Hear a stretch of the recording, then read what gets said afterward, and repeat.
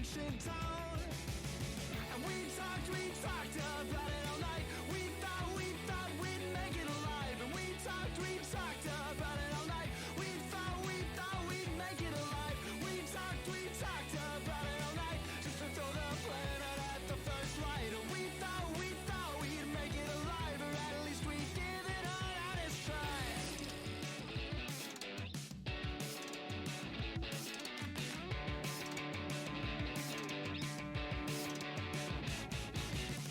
And we talked about it all night. We thought we'd make it alive. And we talked about it all night. We thought we'd make it alive. We talked about it all night. We thought we'd make it alive. And we talked about it all night. We thought we'd make it alive.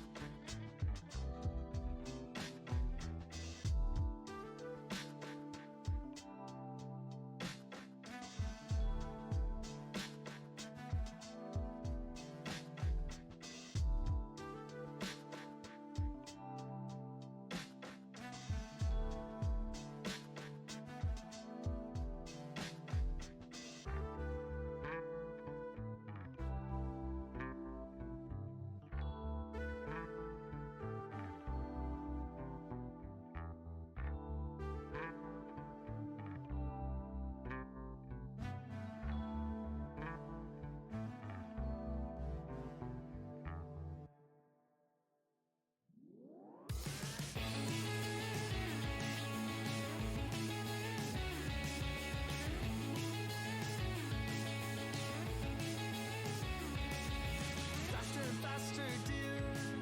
It's like we're moving backwards in your rearview mirror. The road eaten up by the snow, eaten up. I can feel, I know you feel it too. A little flicker on the path we steer of subtle flashing lights. We'll go faster and faster.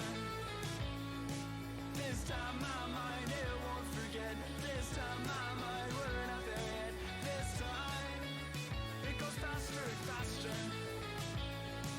This time my mind, it won't forget. This time my mind, we're not there yet.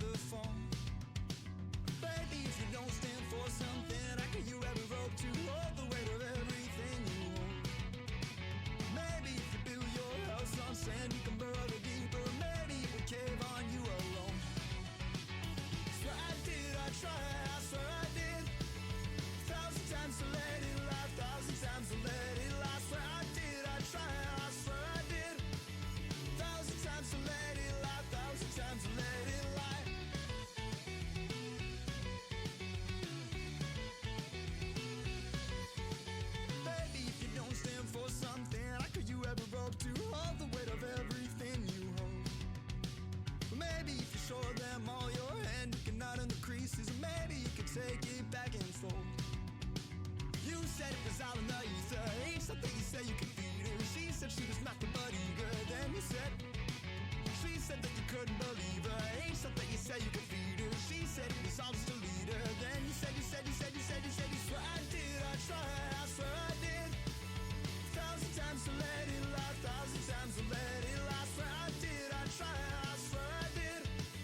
1,000 times to let it lie, 1,000 times to let it lie.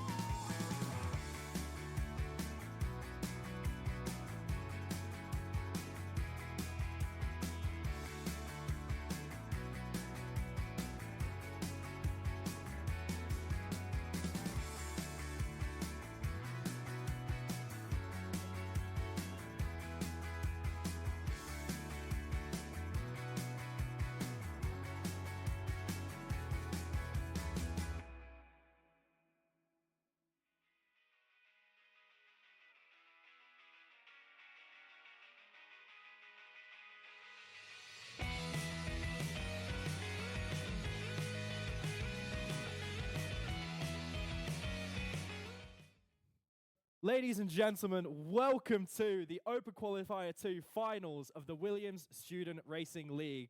My name is Freddie. My name is Kieran. And today we're going to be bringing you two 50% races where we will determine the next 10 drivers that will make it to the LAN finals at Grove in the Williams HQ in April.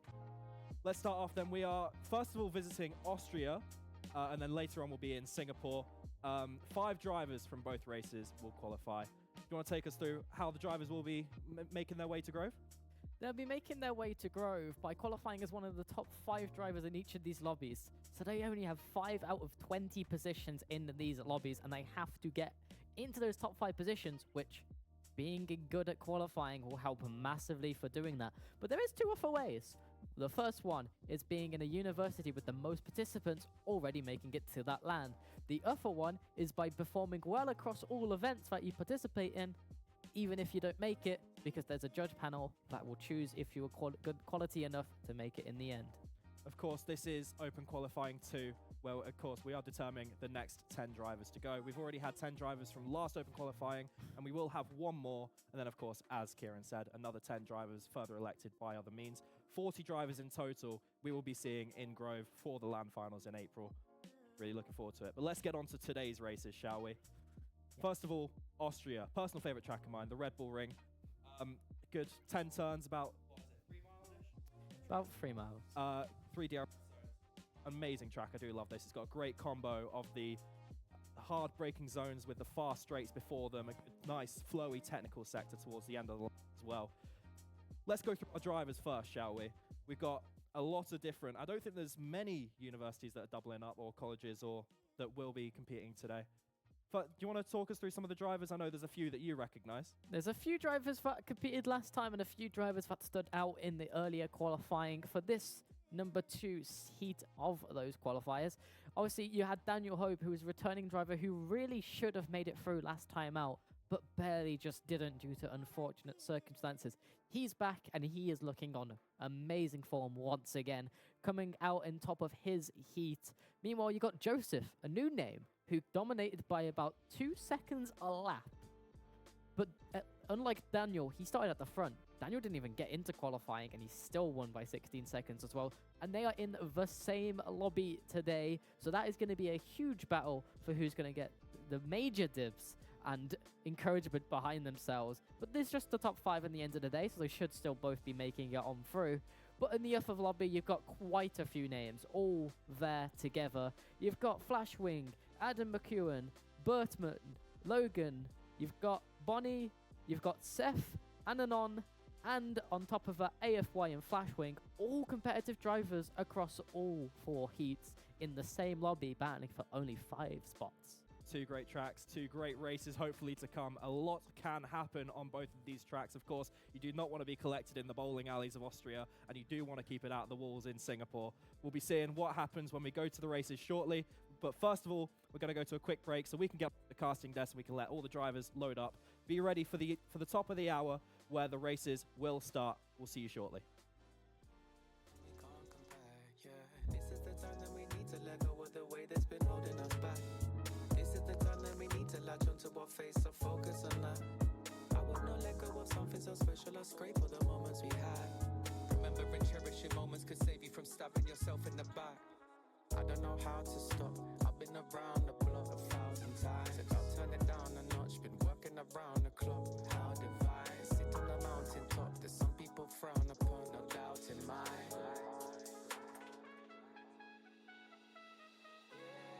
Trying to get my money up, I might as well. And past the thought of future, only time will tell. Manifest with love intended, I mean well. I see it in my vision, hold it in my hands as well. Trying to get my money up, I might as well. And past the thought of future, only time will tell. Manifest with love intended, I mean well. I see it in my vision, hold it in my hands as well. Oceanside, broken bright, wholesome times. Close my eyes, won't advise, taking sides. Strolling by, holding mine, flipping pies. Ill advised, missing words on distant signs. Oceanside, broken bright, wholesome times.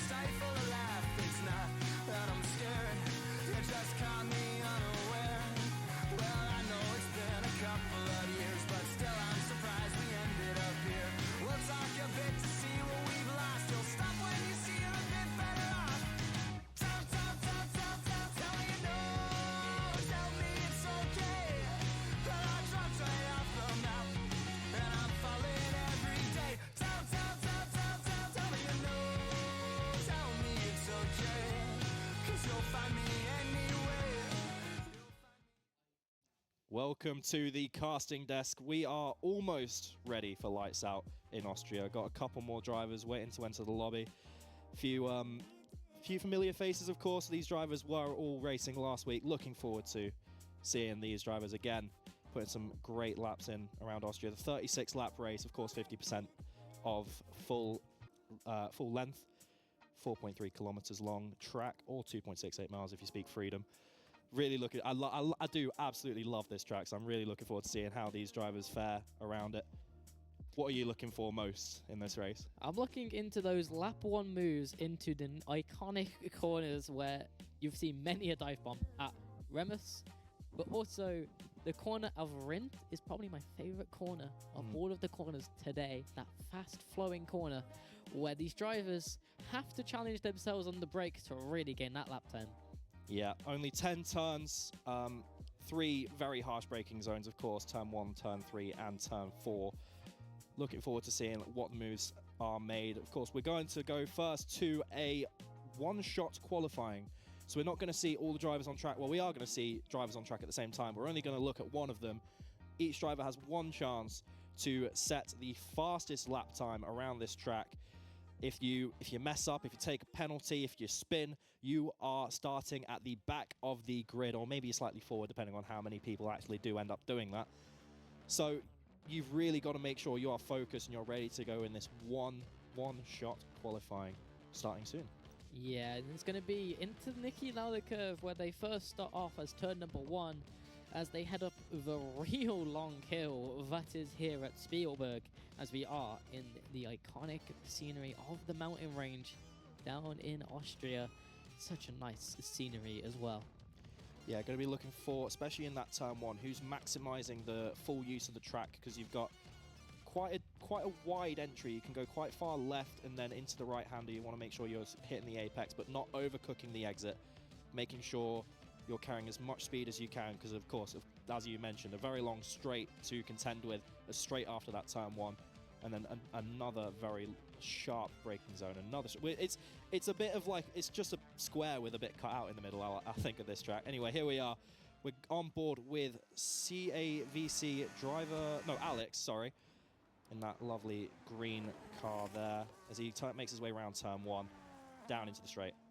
Yeah, heading up the hill now. Turn number 2 isn't really a turn for these F1 cars. Before we hit Remus up at the top of the hill, turn in sharply as we switch over to Hamilton, one of the key drivers here today who will be wanting to get on through, but his performance last time puts him in a real favourable spot with the judges. If he doesn't make it, he's one of many drivers trying to make it work as he comes on through for Schussler Gold as he exits on and deploys that ERS towards Roush as well. This is 2 back-to-back corners, and if you mess up this first one, you very much hamper that second corner as well. You enter way later than you want because this corner really, really does wind back on itself, and then you keep deploying that ERS. You're going to get a little bit back for this next section, as when you lift, you gain so much ERS back, keeping the throttle pinned as much as you dare, only a dab onto the brakes before exiting to one of the quickest finish lines on the calendar on the main straight. It's a 104 flat, but Bertram is right behind him in second.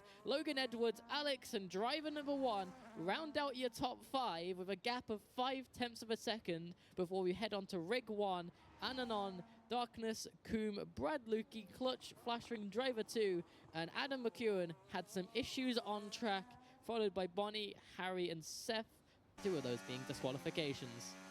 Yeah, unfortunately for those bottom few drivers, looks like they were having issues, disqualification. Don't know what happened to them as we weren't following them, but it is unfortunate for them as they will be starting towards the back of the grid. However, it may be good for them. Of course, that sharp first turn with a lot of cars behind you and being in the front may not be the best idea unless you can get the better start.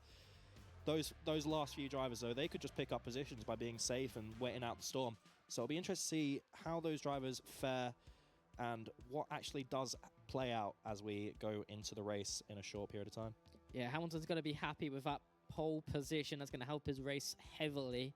Bertram also finding a decent time improvements, and Logan Edwards putting himself in a good stead as well, especially if his lap time and tyre management is favourable compared to some other drivers. Obviously, moving on to 50% races compared to the 25s last time out does open up that 2-stop window a lot more, but on highly contested tracks, It's always difficult to make it work if you don't slice through traffic. But I think this is one of the best tracks to be able to slice through that traffic, don't you think? Oh yeah, definitely. Especially as I mentioned with the 3 sharp turns in 1, 3, and 4. Depending on how there are quite a few ways you can take it. You can make a dive on the inside, but that may limit your speed on the exit. If you could take a wider angle and pick up a lot of speed, you could pick off drivers that didn't manage to get as much speed on the exit down the straight. Those 3 turns could be key to putting in a good race finish as long as you get that right. See what happens, shall we? We see cars beginning to take their position on the grid just on the right of your screen there as we're waiting for everyone to finally load in. Here we go then. The 3 lights, 4 lights, 5 lights are on the grid. Start. Ready for drivers to go. As the lights go out, drivers all the way from 1st to 17th, making their way down up the hill to the first turn. Hamilton taking a little bit extra curb on the inside there as he gets away. Good start from the pole position driver. We have a caution flag thrown out in sector 1. Looks like someone may have had an incident there. Yeah, 4 wide in the background coming up the hill. All of them splitting apart. 2 wide still into the corner, and they're going to get a little bit congested behind. While further forward, Alex is tussling back for that position, and driver number 1 is going off of the grass onto the grass as well, as it's 3 wide behind to try and keep within this top 4 battle, as a dive around the outside does not work against driver number 1, and he stays in those top 3 positions. But just behind that, Logan Edward versus Bertram, who has slipped back massively, does keep hold of P number 4, but he has slipped from P number 2 already. SUFC driver 2 Darkness unfortunately losing a lot of time on this opening lap, dropping back quite significantly from the front train. In fact, that's iFlash Wing as well has also had an incident. Yellow flag's been thrown out at the start of sector 3 for that. Hamilton though 2 seconds ahead in 1 lap. What an opening this driver has already put down for us. Be interested to see how, of course, we saw in that first turn, taking quite a lot of curb on the inside. It'll be interesting to see if that was a warning or if he got away with that. But he has now got so much open air behind him. He can relax a little bit, take it a little bit easier on the tires now, maybe focus to a different strategy now that he has that breathing room. Yeah, we are seeing Alex and driver 1 having pretty much identical liveries with that KAVC in the front of their name, potentially going to be playing some team strategies today. But a driver who's not playing that is Logan Edwards against Bertram, trying to make that move work, but he goes so deep, nearly gets the inside of driver 1 and spins it and drops all the way down the field as he has to recollect himself, and he must be a little bit annoyed by that action, but still only on lap number 2, so he has a chance to come back in this one, but hopefully those tires have not cooked themselves. Yeah, that is one big problem here. The tire wear can be quite high, especially in these fast turns, the strong braking zones. You can cook the tires very easily here, so a spin will not help that at all. Unfortunate for Logan Edward. Hopefully he has a good recovery drive now to get some space back. As we head again onto lap number 3. These laps are going to seem like they are flying on by. Like that gap in front is increasing for Hamilton as well. It is just flying. And the driver who's flying around the outside of Bertram is Racing Rig 1 as he locks up and goes completely wide. Bertram has to get ghosted to not hit into driver 1, who twitches on the exit as well. And now they are all getting a little bit defensive as Clutch has got them in their grasp, but he loses them in the DRS as Bertram slices down the inside with a good usage of ERS. As when you see that red light, that means they have ran out of deployment, and we saw that already from Racing Rig 1 early in this race. From Bertram all the way down to Jay Bonney, it looks like that is a massive DRS train. Lots of the rear wing flaps will be opening, granting the drivers a bit of extra speed down. Of course, the start-finish straight between turn 1 and turn 3, and the start of sector 2 between turn 3 and turn 4. Those are the areas where the rear wing will open, providing the cars with a little bit of extra top speed from less air resistance. Be interested to see how many drivers can make the moves work. While we have a caution flag thrown out in sector 3, that looks like a driver has spun out through the last turn. Pulling out the caution flag there, back on track now. Unfortunate for whoever that was. We have a black and white flag now for Harry, who's picked up the first penalty of the race. It's unfortunate for him. Hopefully won't affect his race too much, but of course, being down in 12th has a lot of space still to make up to get into those qualifying top 5 spots. Currently held by Hamilton, Alex, driver 1, Bertram, and Racing Rig 1. Yeah, Seth trying to make something work here onto Clutch. He did get around the outside, but that is negatively effective line, but he still finds the room to make it dive on the inside of Clutch, who did leave open the space, but he will have the inside line coming back to him. But instead they make contact into the gravel, goes Seth, and they both end up losing positions. 2 so far for Seth, as they are trying to make a recovery, but he does get back through, but that gives Ananon 2 positions in the span of 1 corner as 2 drivers collide.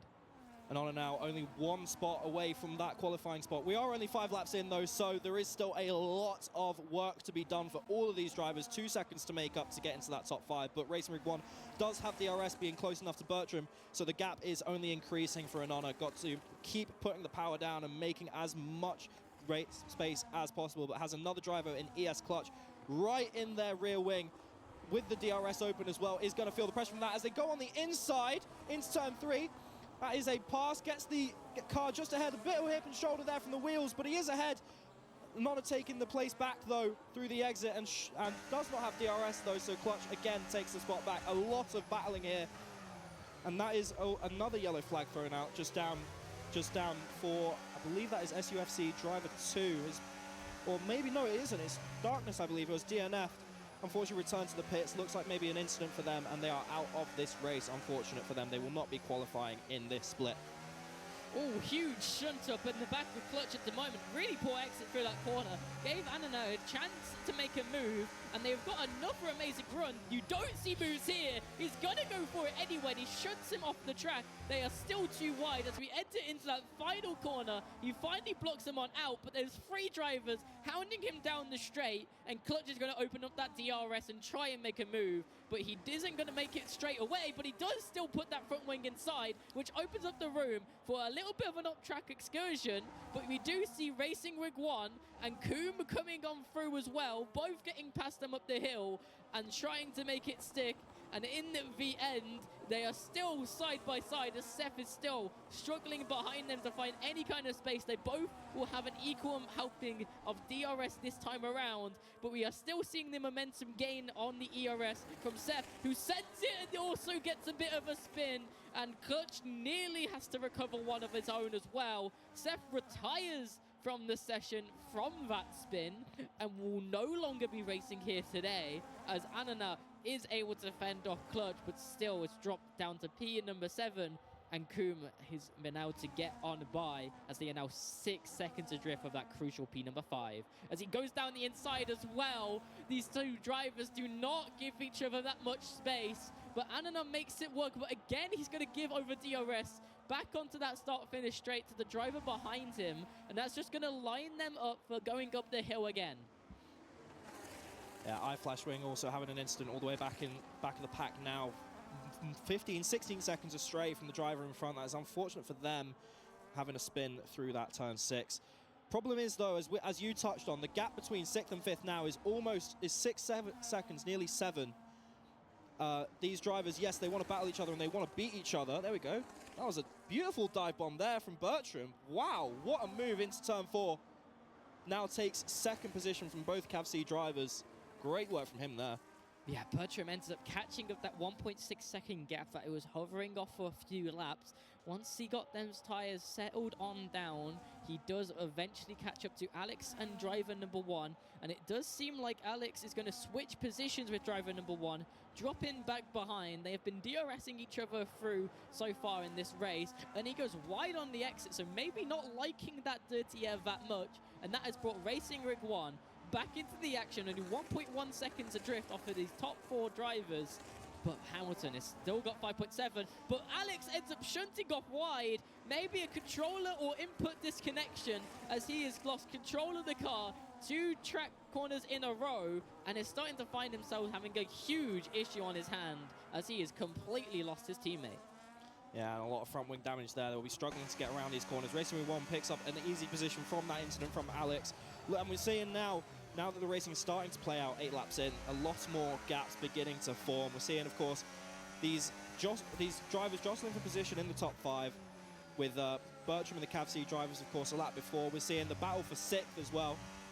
The gap's now closing for Anona, who was 6 seconds behind, but thanks to that incident from Alex, will soon be close enough to potentially get DRS and make some moves to get themselves into the top 5. And the gap behind Anona is now increased over a second to 2.6. So will not be providing Local Coom with any sort of DRS. So Anona has now a little bit of room to breathe, but also the pressure of needing to get into that 5th position from Alex, who does have the front wing damage, and Anona does get it done as Cavs Alex goes into the pits. Clutch going to try and make a move onto Coom here on the start-finish straight. That DRS will give him plenty of assistance into turn number 1, but he's going to shunt him a little bit wide, have to fight over that DRS assistance, which will go back over to Coom up over the hill, and it's all going to be a little bit of a battle onto this braking zone, as in the braking zone, a driver making moves is Adam McEwen, who goes a little bit too deep and completely opens the window for Clutch. He will get that helping a DRS. Adam McEwen will get it as well. He has come from the very back of the grid after a poor qualifying and is already up to P number 7. Though some drivers have hit some issues of their own, he is making a really good drive of it, but if he keeps making switches like that, his tyre wear is going to start hurting. Yeah, and Local Coom, unfortunately, innocent bystander of that dive bomb from Adam McEwen, losing 2 positions to being collected off the track. And, of course, ES Clutch profiting from that. But ES Clutch does have the black and white flag next to his name. Will be serving a penalty at some point in this race. We can't quite see the time there. I'm going to assume it's a 3-second for track limits. So that will be added at the end of the race unless they continue to collect more, and then it will be added to the pit stop that they will serve later on. Yeah, as we are seeing the first round of pit stops, some drivers starting on the hard, so they're going to keep going for a little while longer. But drivers who have already pit include Hamilton, your P number 1, and Logan Edwards and Alex, who need to make a comeback drive today. But on the different strategy here is Adam, who's trying to make these moves on track stick instead, as he is on those racy mediums and finds the grip around the outside. But he will be beaten in the braking zone, which we've seen plenty of games already on fighting over that DRS detection point, as it gives you chance to fight them back into this corner, which you will see happen. But he will now have to go around the outside as those mediums are applying enough grip to keep him on the inside for this double section of left corners. But a switch back on the inside comes out from Clutch on those hard tyres, and I have no clue where he found that grip from. Absolutely beautiful move there through Rog. That was an amazing move down the inside, and now is still holding that position over Adam McEwen as we go around the final 2 turns and starting at the 12th lap, I believe now. This is an absolute great battle we're witnessing here. It is for P6, now P5 as Racing Rig 1 has entered the pits, so we'll lose a position there. Looks like Adam McEwen has made another move, taking back that P5 from Clutch. Great move there into turn 1. Seeing a lot of these heavy braking zones playing out for some great overtakes for just whoever has the minerals to hit those brakes the latest and get past in those zones. Great work from these drivers. Seems like he has finally been able to break that gap a little bit. Still in the DRS of contention, but here at the front, driver 1 is still on the back of Buttram and has seemed to find a little bit of inroads on him in the last couple of laps, as he now is in the chase for P number 1 on the road. But Hamilton still, that provisional P number 1 down in 4th position, only 9.5 seconds adrift from this battle at the front. Hamilton, though, with a black and white flag. If he gets as far ahead as he did before, it will not be an issue. But if it is one from something like a pit lane cutting or something like that, it could be even worse for him. If it's only a track limits, though, in a 3 seconds, it'll be all right. Here we go. Can you put... Hopefully, I would like to see... Here we go. Here's the tyre wear then. A lot of drivers still on the hard. You can see a lot of them have been using him from the start of the race. Alex, the first to change onto the mediums, 3 laps on those mediums now, and a few other drivers that have just started their hard tyre stint. I don't believe those ones that have already pitted to hards can make them last for the rest of the race. I'll be surprised if they can. If they can't, though, they will be pitting once again towards the end of the race, maybe back to the mediums, or maybe see some softs coming out, maybe some people going for a fastest lap move. Especially with the lower fuel load towards the end of the race, that will play into their hands. The cars will be a little bit quicker thanks to that. Yeah, we are seeing some drivers going onto hards quite early on into these pit stops. This is suggesting some two-strop strategies coming on out, but Alex has gone for an aggressive medium tyre for this middle stint to try and cut his way through the traffic that he is going to face, and he's made a bit of work so far as he's running away from Logan Edward behind, but he is currently stuck in this pack behind Brad Lukey, which contains Harry out in front as well, but he will seem to be able to dispatch off that first driver on this straight and then get a second helping of that DRS up the hill, using that grip on the fresher, softer tyres to end up actually forcing Lukey wide, as the run from that of Harry has been absolutely horrendous, but he is the one who ends up struggling the most, and this is bringing Logan Edwards, who has picked up a penalty, back into play. But in those medium tyres, you can see that advantage in the braking zone, that he's just able to brake much more confidently into that corner up the hill. But so is Logan Edwards, who's going to start contesting Alex here if he's not able to make quick work of this traffic. Little bit of a bump there from, I believe, Brad Lukey onto Harry as into the braking zone at turn 4. 4 drivers here, all jostling for position. I believe this is a battle for 7th. So as much as these drivers want to beat each other, that is a front end plate off for Brad Lukey. That is unfortunate for him. But as much as these drivers want to beat each other, they also want to qualify. They need to plan their battles accordingly so they don't hinder each other.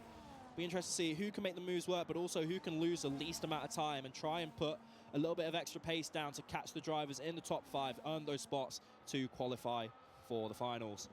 Bertram is able to get back past driver number 1 in the current moment. They have finally set their pit stops in this race.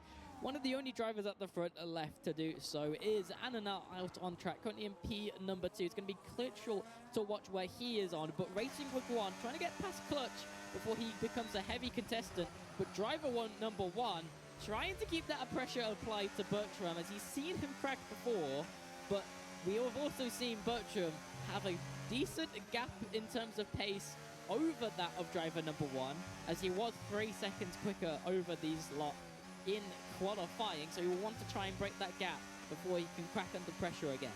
Hamilton taken back his rightful P1. Anona goes into the pits 8 seconds behind on track. USC Bertram about to pass the pit entry, followed by CAFC driver 1, who we are on board with now. They'll be taking P2 and P3 from Anona, who will lose a few positions due to this pit stop, and then a few more drivers you can see on the bottom right of the map making their way round the final few corners will also be taking positions from the drivers in the pits as they start lap number 15 of 36, almost halfway through the race, and we have seen already some incredible class driving, incredible braking action into these turns. I cannot count the amount of dive bombs we have already seen, and we're not even halfway through. Of course, some dive bombs has come with some more other cars being collected, as we see a beautiful move there from driver 1 in the DRS zone, taking P2 from Bertram, and now leading around the fast, flowy technical sector through turn 6 of Ranch now, and starting the final sector 3. No DRS here, just pure skill is needed to get past for Bertram. Moving back now through the field for P6, Alex chasing P5, Logan Edward through the same start of sector 3 now. Alex just within that DRS range, so as they go through the detection zone after this next turn, should be able to activate the DRS onto the start-finish straight. Both of these drivers fighting for this current P number 5, alongside Adam as well, are drivers who definitely could be seeing themselves qualify to that final stage. However, it is down to this race right now for that P5 position, as Logan Edron gets turned around by Alex, who hits his inside, spins him around, and clatters him into the rule. That is going to be Logan Edron's race going from a bad issue at the start to going even worse with another contact, and Alex locks up his tyres. Both of these are on separate strategies to everyone else already, with much older tyres, and both of their races have just seen themselves get much, much worse. Picking up damage, Alex decides to retire, and Logan Edward might be in the similar boat as well. But Adam McEwen and Anana has been having a huge gain from that catastrophe for both of those drivers. drivers towards the end of Sector 2 are going to be able to... Oh, wait, never mind. He's making his way off track. But the yellow flags are still out for the time being before Alex gets removed from the track. And another yellow flag in Sector 1. That's now cleared. Looks like a few drivers through Turn 1 may have been jostling for position a little bit too hard there as they make their way now up to Turn 3. But we are on board now with iFlashWing, who had a pretty big incident earlier on in the race around this part of the track, losing a lot of track position, going towards the back of the grid, making up decent space now down in P12. Still got a lot of work cut out. But out of all the drivers from 6th down, is the only one yet to pick up a penalty flag. Yeah, of those top 5s, 4 of those drivers do not have a penalty. That is going to be huge for their race if they can keep it clean. It will make it so much easier for them to keep those positions, even in a pace disadvantage, if that turns out to be the case.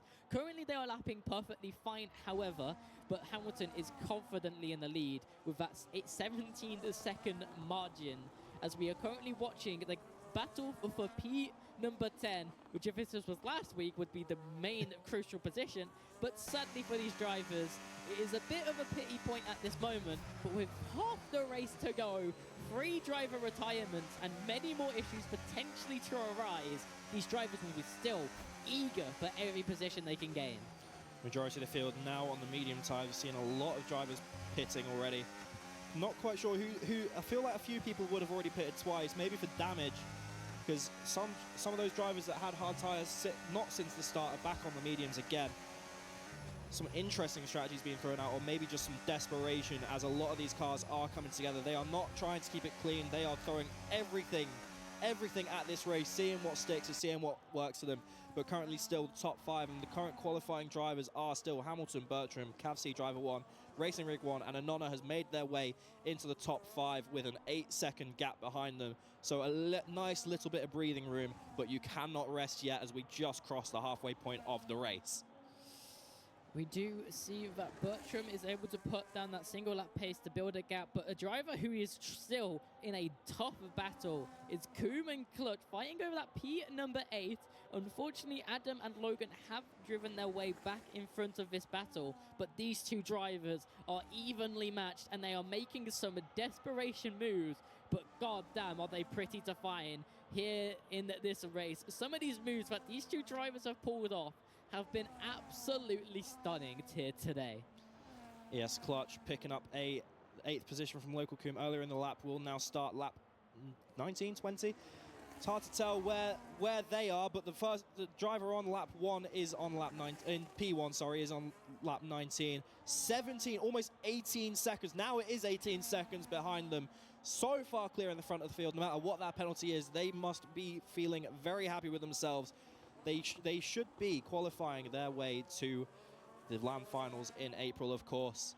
But they still, again, anything can happen in these races. I believe for blue flags, cars will be ghosting, so it doesn't have to worry about lapped traffic that will come up later on in the race, considering these gaps.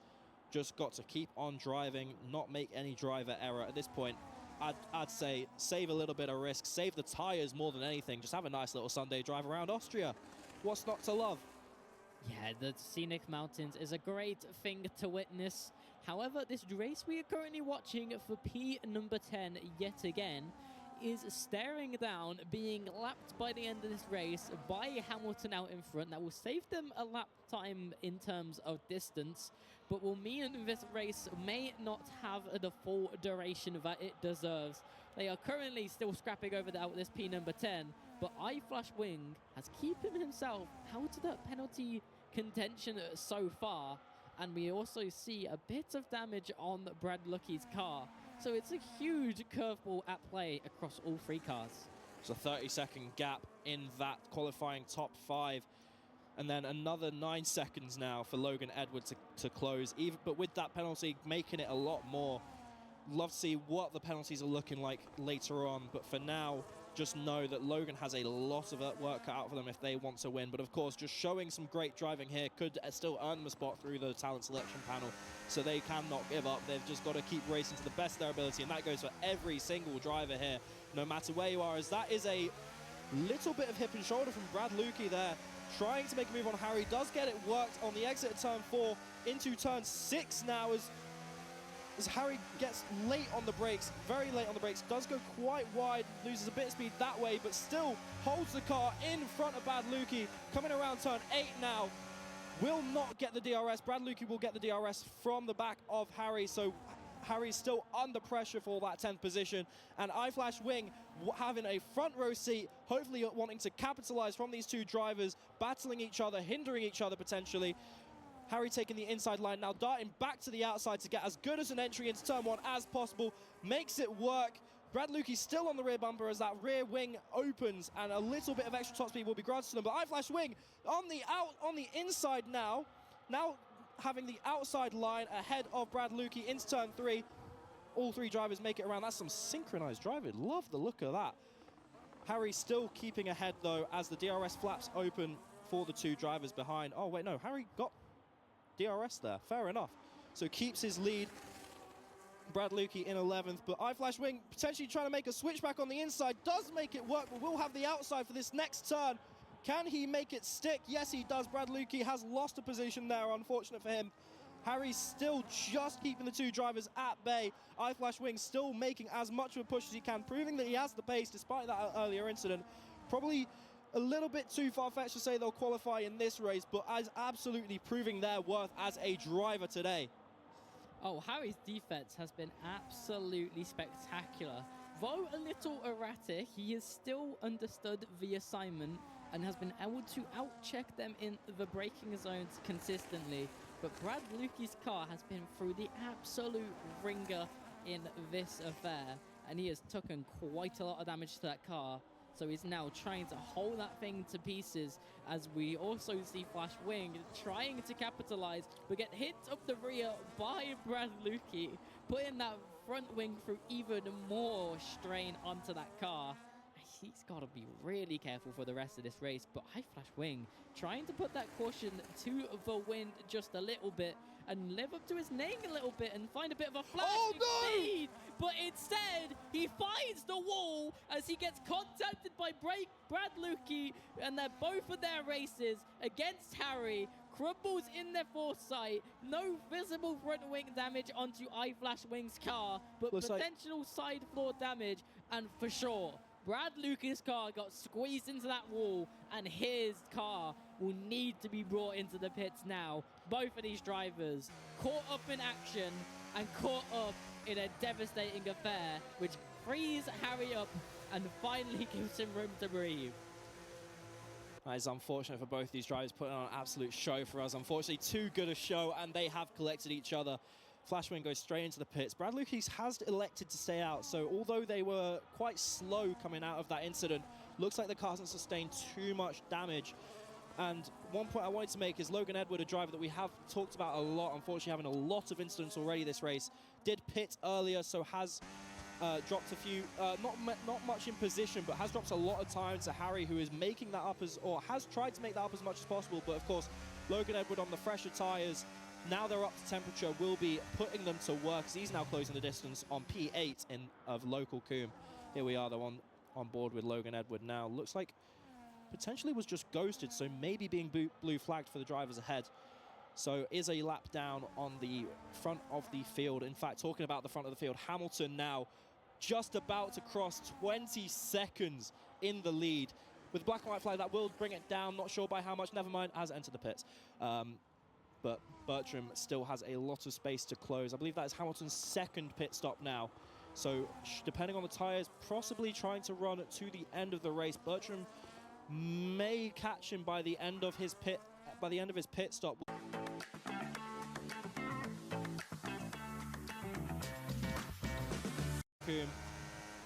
But the gap is closing for these two drivers. As we do see the round of pit stops hitting us now. Racing Rig 1 will stay out for another lap, but all of these drivers pretty much are guaranteed to be doing another pit stop here today. 2 stops, then it will be the race here at Austria for these drivers and the affair on hand.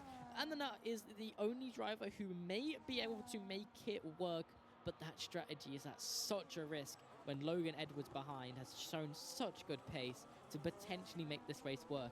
and Ananona is that last driver stopping Adam McEwen, Clutch, Coombe, or Logan Edwards from getting back into that top number 5 as driver 1, Bertram, Racing Rig 1, and Hamilton try and keep their cool and make it to the end. And Honor's just picked up a black and white flag there, it looks like. I don't believe they had that just before, so that is unfortunate for them. Will be, I'm going to assume, considering they're on track, that is a 3-second for track limits. So we'll keep that P3 if the race was to finish right now, but is unfortunate for them keeping a penaltyless race. That is no longer an option for them. But they have made up 4 positions on the start, as has Racing Rig 1. ES Clutch making up 5 positions, Adam McEwen making up 6, Harry making up 7. A lot of moves up the field. Unfortunately, a few other drivers with the red numbers there losing positions off the start. Of course, Cavsy Alex being the biggest one, losing, I believe that is 11 positions. Of course, DNFing with a incident earlier. It's unfortunate for them. Yeah, this race is going to be now turning into a bit of a barn burner. This is now a strategy race on our hands, as a few of these drivers are trying to put out a different layout of strategies. Some with medium tires, some with hards to end us off here today. Logan being on the hards, everyone else being on the mediums. He will be able to make this work relatively effectively and not lose out too much in terms of tire life running to the end due to being on that harder tires. And as we see the penalties, Adam McEwen and Hamilton are the ones on 6-second penalties, but the rest of those drivers contesting that top 5 all either have no penalties or 3, and it's Anana in P number 5 who has evened out that game field with Logan with only 5 penalties, but a couple of drivers who need to avoid the contact. It's Coombe getting past Brad Lukey, but we keep seeing this guy go so late onto the brakes, and Coombe has got to be a little bit careful. He is getting past, he's putting those good new tyres to use, and hopefully will pull away before any kind of devastation comes his way. Currently outside of the clutches of the top 5, but he has put on a good performance here today. There will be one other qualifying opportunity for him to get through as well. And even if he doesn't, he has put on a good enough performance here, but he is putting up a good argument for the judges to factor on him in getting on through.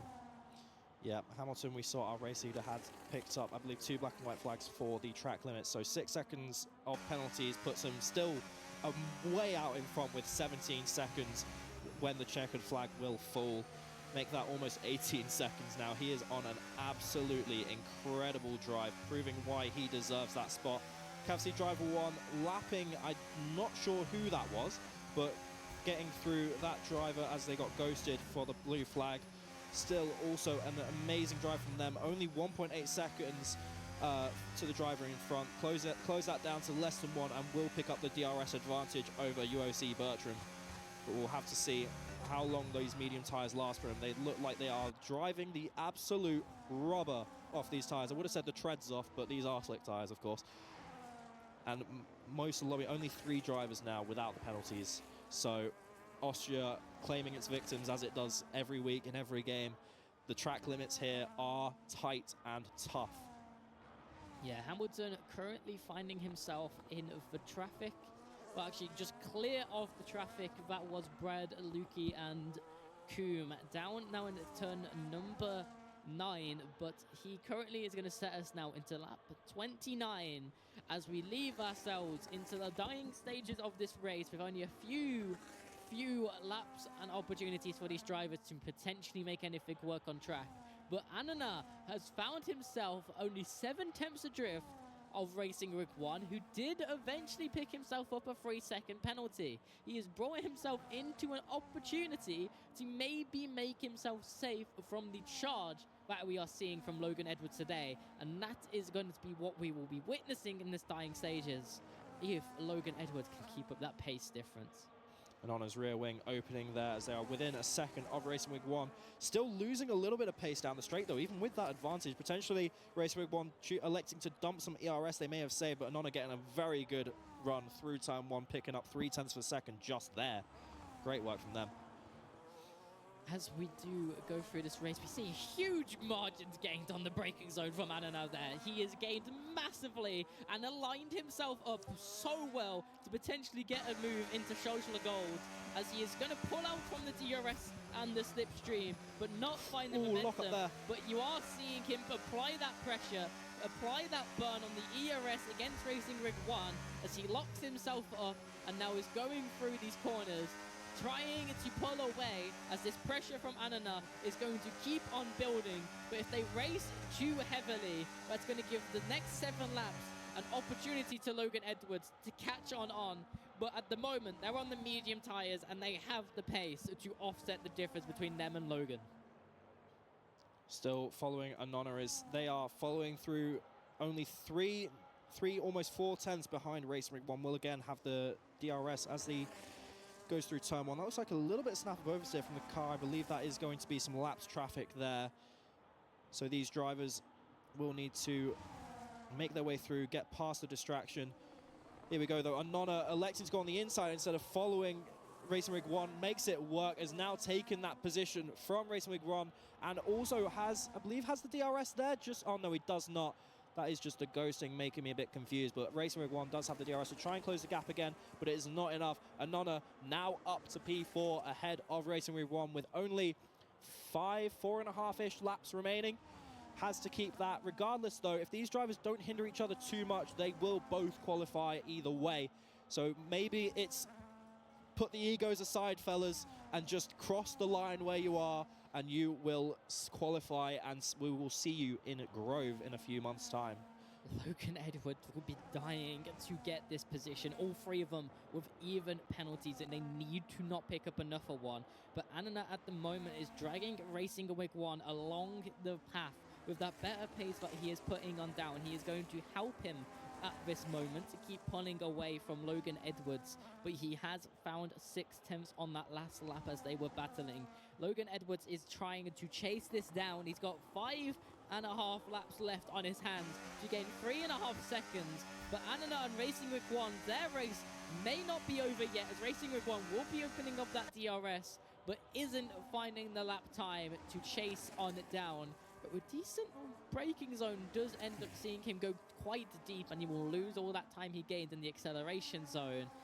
And at this current moment, it's all a little bit quiet in the Styrian Hills as the gaps have increased drastically, but the pressure has built as it is now 5 laps away for these drivers, and Hamilton is 26 seconds in adrift out in front of Bertram.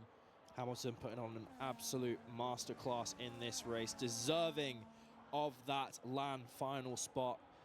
What will be good to see how Hamilton fares, of course, with the rest of the drivers that have qualified. We have what they're doing relative to the drivers in this lobby, but not relative to the drivers in the Williams Sim Racing League in general. So, of course, 27 seconds here could only be 2 seconds ahead of a driver that has already qualified. Will be interesting to see how he fares when he goes to those LAN finals, but a spot well earned for him, as assuming nothing goes wrong, touch wood. Bertram still 28 seconds behind, but has got a decent bit of breathing room from Cav C Driver 1, who is 2.2 seconds behind, but with no penalties though. So USC Bertram may unfortunately lose that second position due to the penalty, but either way, still qualified, still happy with that podium result. Anona and Racing Rig 1 still jostling for position, about half a second-ish between both drivers, but in favor of Anona now. A few lockups we've seen from Racing Rig 1, maybe a bit of desperation to try and get that P4. Not that it will really affect him too much, but of course you want the ego of beating as many drivers on track as possible, don't you? As Racing Rig 1 sets a 1:07 through that lap, a little bit off their best time, but still not a bad time at all. And then Logan Edwards still with 3.5 seconds, just under 3.5 seconds now to make up. I don't think it will work for him, unfortunately, with only 2.5, 3-ish laps remaining. It's a lot to ask of the man, but hopefully he can. It'll be good to see if him pull something out the bag. Otherwise, that top 5 will stay as it is. As Racing Rig 1 closes the gap a lot in this third DRS zone, not quite enough to make a move happen, and they're gone from 0.2 behind to 0.6 behind again through that 4th turn. Yeah, the rate that it's going, currently we're seeing that these two drivers are keeping themselves adrift and clear of the pressure of Logan Edwards in P number 6. These top 5 are what will qualify you on forward, as we have mentioned previously, but it's unfortunate here today for Logan Edwards. If he doesn't make it on through, he will have one more chance, but this is a second set of qualifiers back-to-back for Logan Edwards, where he has found himself in a tussle that has caused himself a huge issue in terms of qualifying. And today it wasn't just one at the start of the race, it was 2.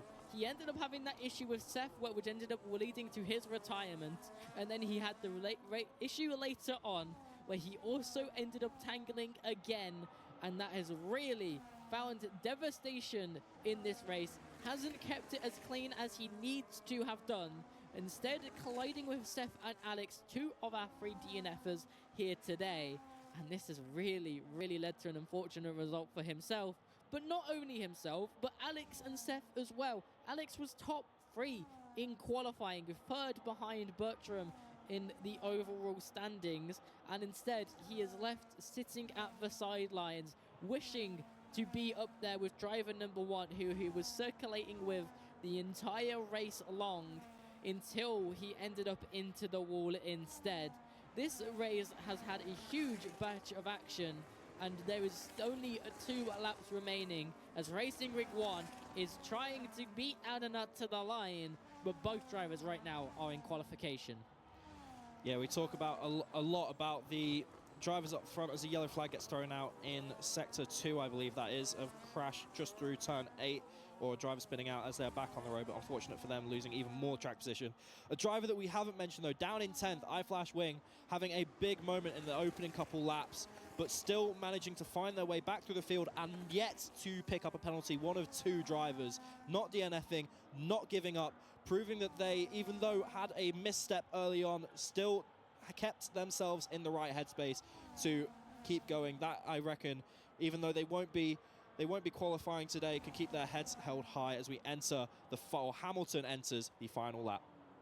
Logan Edwards has found himself spinning out in sector number 2.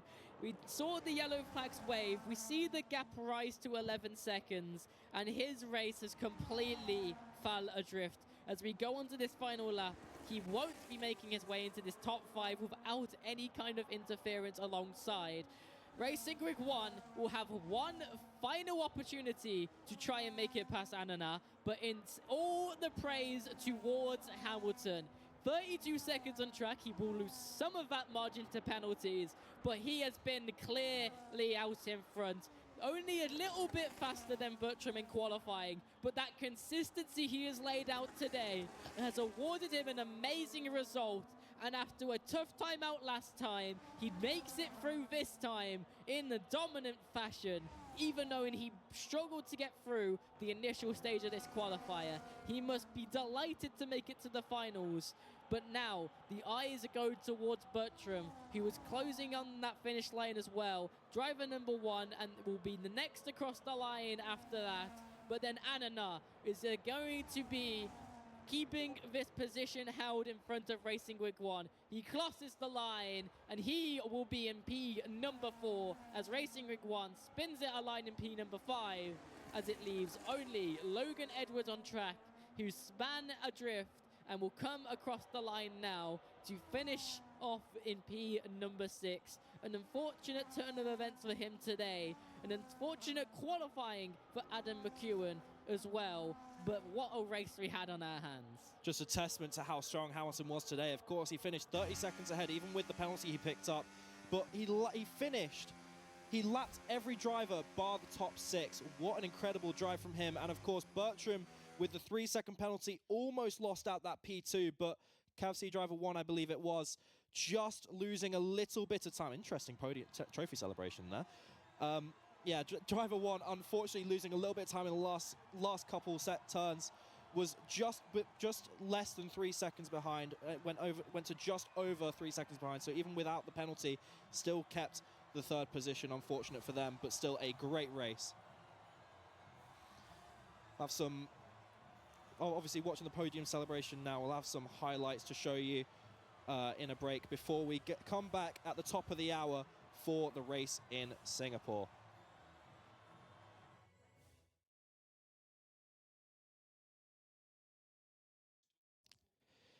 Yeah, wait for the scoreboard now. We'll see what the finishing positions look like with all the penalties coming through for the drivers finally being added to the finishing times. Like I mentioned, that P2 and P3 with the 3-second penalty being added to Bertram, the gap was even tighter than it was on track. I'll be interested to see that when it loads.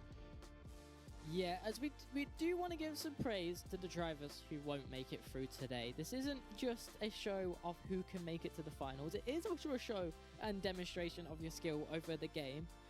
And there is a few of the drivers who deserve their own praises as well from this one. One of the few of the drivers was Koom as well, who was really in a tough battle with Clutch. But in the end of the day, they didn't make it on through, and we will be back with a break coming on through.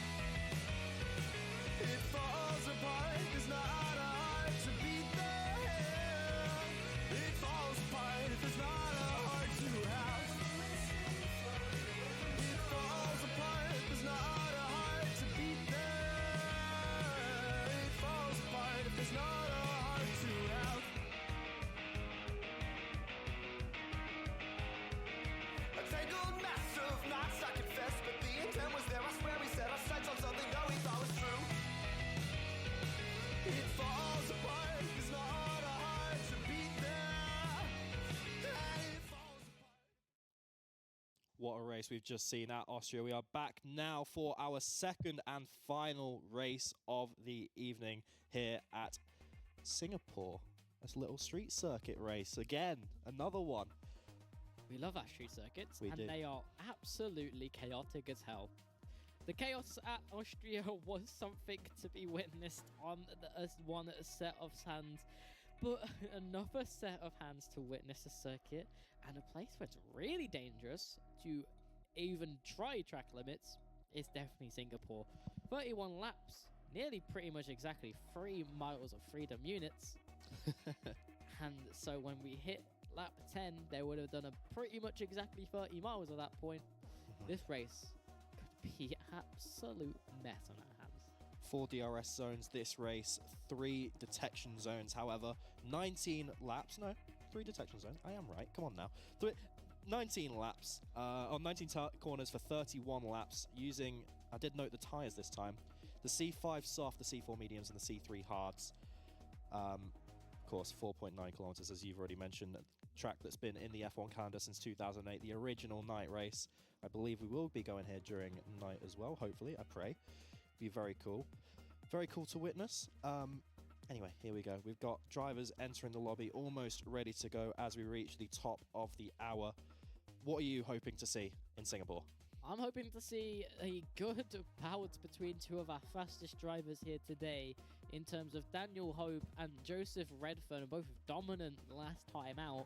But we've got a couple of fan favourites we've seen you guys in chat. Rich supporting Hazard's Racing Productions before, but also one Chubby Cub has seen a little bit of love. But they are sadly drivers that I do not expect here today to get on through. But if they did, that would be wonderful to see, and they will have more chances to get on through as well. There will be one more qualifier and the judge panel as well. But really, the drivers today, we're looking at Joseph Jr., Adams, and Daniel Hope as the mainstay favourites, with F-Zone as a long shot as well. As we know, with a street circuit, anything can happen. If you were here last week with us watching the Azerbaijan race, more than half of the drivers ended in the wall and disqualified from the race or retiring from the session.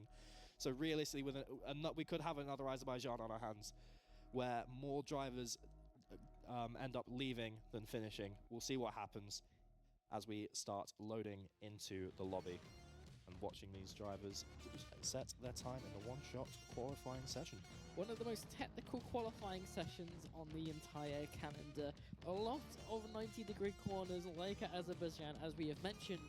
But also, this track did get a change just a couple years back to remove a couple of those tight and twisty corners that has simplified the circuit just a little bit. Added in an extra DRS zone and a helping hand as well. But the most crucial part of that change is to try and improve the racing action at this circuit, as it is quite difficult to do so, even though these streets are quite wide. Yeah, as well with these 2025 spec cars, pretty big. A lot of criticism for how hard they are to race against, especially on a street circuit. Not exactly the biggest combination, but it's esports. You never know. People don't have to fear for their life. They can make those dive bombs. They can make some stupid moves that you wouldn't see in the real racing to try and get those extra positions that you wouldn't see people be making in real-world F1. We'll see what happens, especially in that dash to turn 1. A sharp 90-degree left-hander into a faster turn 2 and a hairpin turn 3. We'll see what happens as these drivers begin their qualifying lap for the one-shot qualifying on board first with Cheese Gromit as he goes past the timing line and into turn 1. Into turn number 1 then, Joseph and Daniel Hope already at the front of the grid. These are the three that are going to lead us away here today. The favourites by far in this one-shot qualifying as Cheese Gromit drops down to Peter number 17. Going through now to the back end of sector number 1. It will finish out at the end of this straight, and the advantages can already be seen as these first few corners are very, very important. But Daniel Hope will go wide, but luckily not invalidate his lap time in that corner. But he does lose a little bit of time to Joseph Redfern. The driver we do see disqualify that lap time is Drake, already at the back of the grid. Unfortunate for him, he will have a huge race on his hands to get back through. But Daniel versus Joseph are still going head-to-head to try and make it work. As we get into this tight and twisty bridge section now, Daniel Hope goes really deep into the corner. We lose a little bit of time on this exit to Joseph Redfern, but he will deploy that ERS, head towards now this last little section of the circuit. It will straighten on out and then have a couple of higher speed corners that will loosen up these cars as they prefer these higher speeds that will round out the back end of the track. Daniel Hope now trying to make these corners stick, goes a little bit wide on exit but will drift into the corner quite nicely, and now it's the final corner as he spins it a little bit, but he has enough of an advantage over Joseph Redfern to still come out on top. F-Zone in P number 3, Esports 3 in P number 4, but it's Adam who has got himself into P8, Junior P6, Esports 2 in P7, but unluckily for Jake, and one Chubby Cub and Rig 3, they all face disqualification on their lap times, and Jake is the real unfortunate one there in that top 3 battle for this qualifying. Much bigger discrepancies in the lap time, of course. In Austria, we saw the top 5 separated by only a few tenths of a second. Here we see a lot bigger gap even between P1 and P2. Just a testament to how quick Daniel Hope's lap time was compared to the rest of the field. There you are. That is at least your top 14 starting with a gap of 6.5 seconds between first and 14th position. A lot of time discrepancy there on a longer track, a more technical track than Austria. So a lot of it could be lost to just a little bit of driver error on a difficult track. But it'll be interesting to see how these drivers at the back choose to play out their race, either going for different strategies and making up the time that way, or just waiting out the chaos and making it so that the rest of the drivers make the mistakes. Yeah, as we've seen with Baku, there is a huge room for errors here. We saw Daniel Hope go wide and nearly get his lap disqualified. Jake also got his lap disqualified. The top drivers were struggling, so let alone the issues these lower drivers are going to face here today. So it's going to be about keeping it on track, keeping as much as possible into this as well, but we do hope to see some good racing where possible. So coming into Singapore, they've got 31 laps and one of the pit lanes with one of the slower speeds on the calendar, but we will be there shortly, just with a little bit of time before they load on in.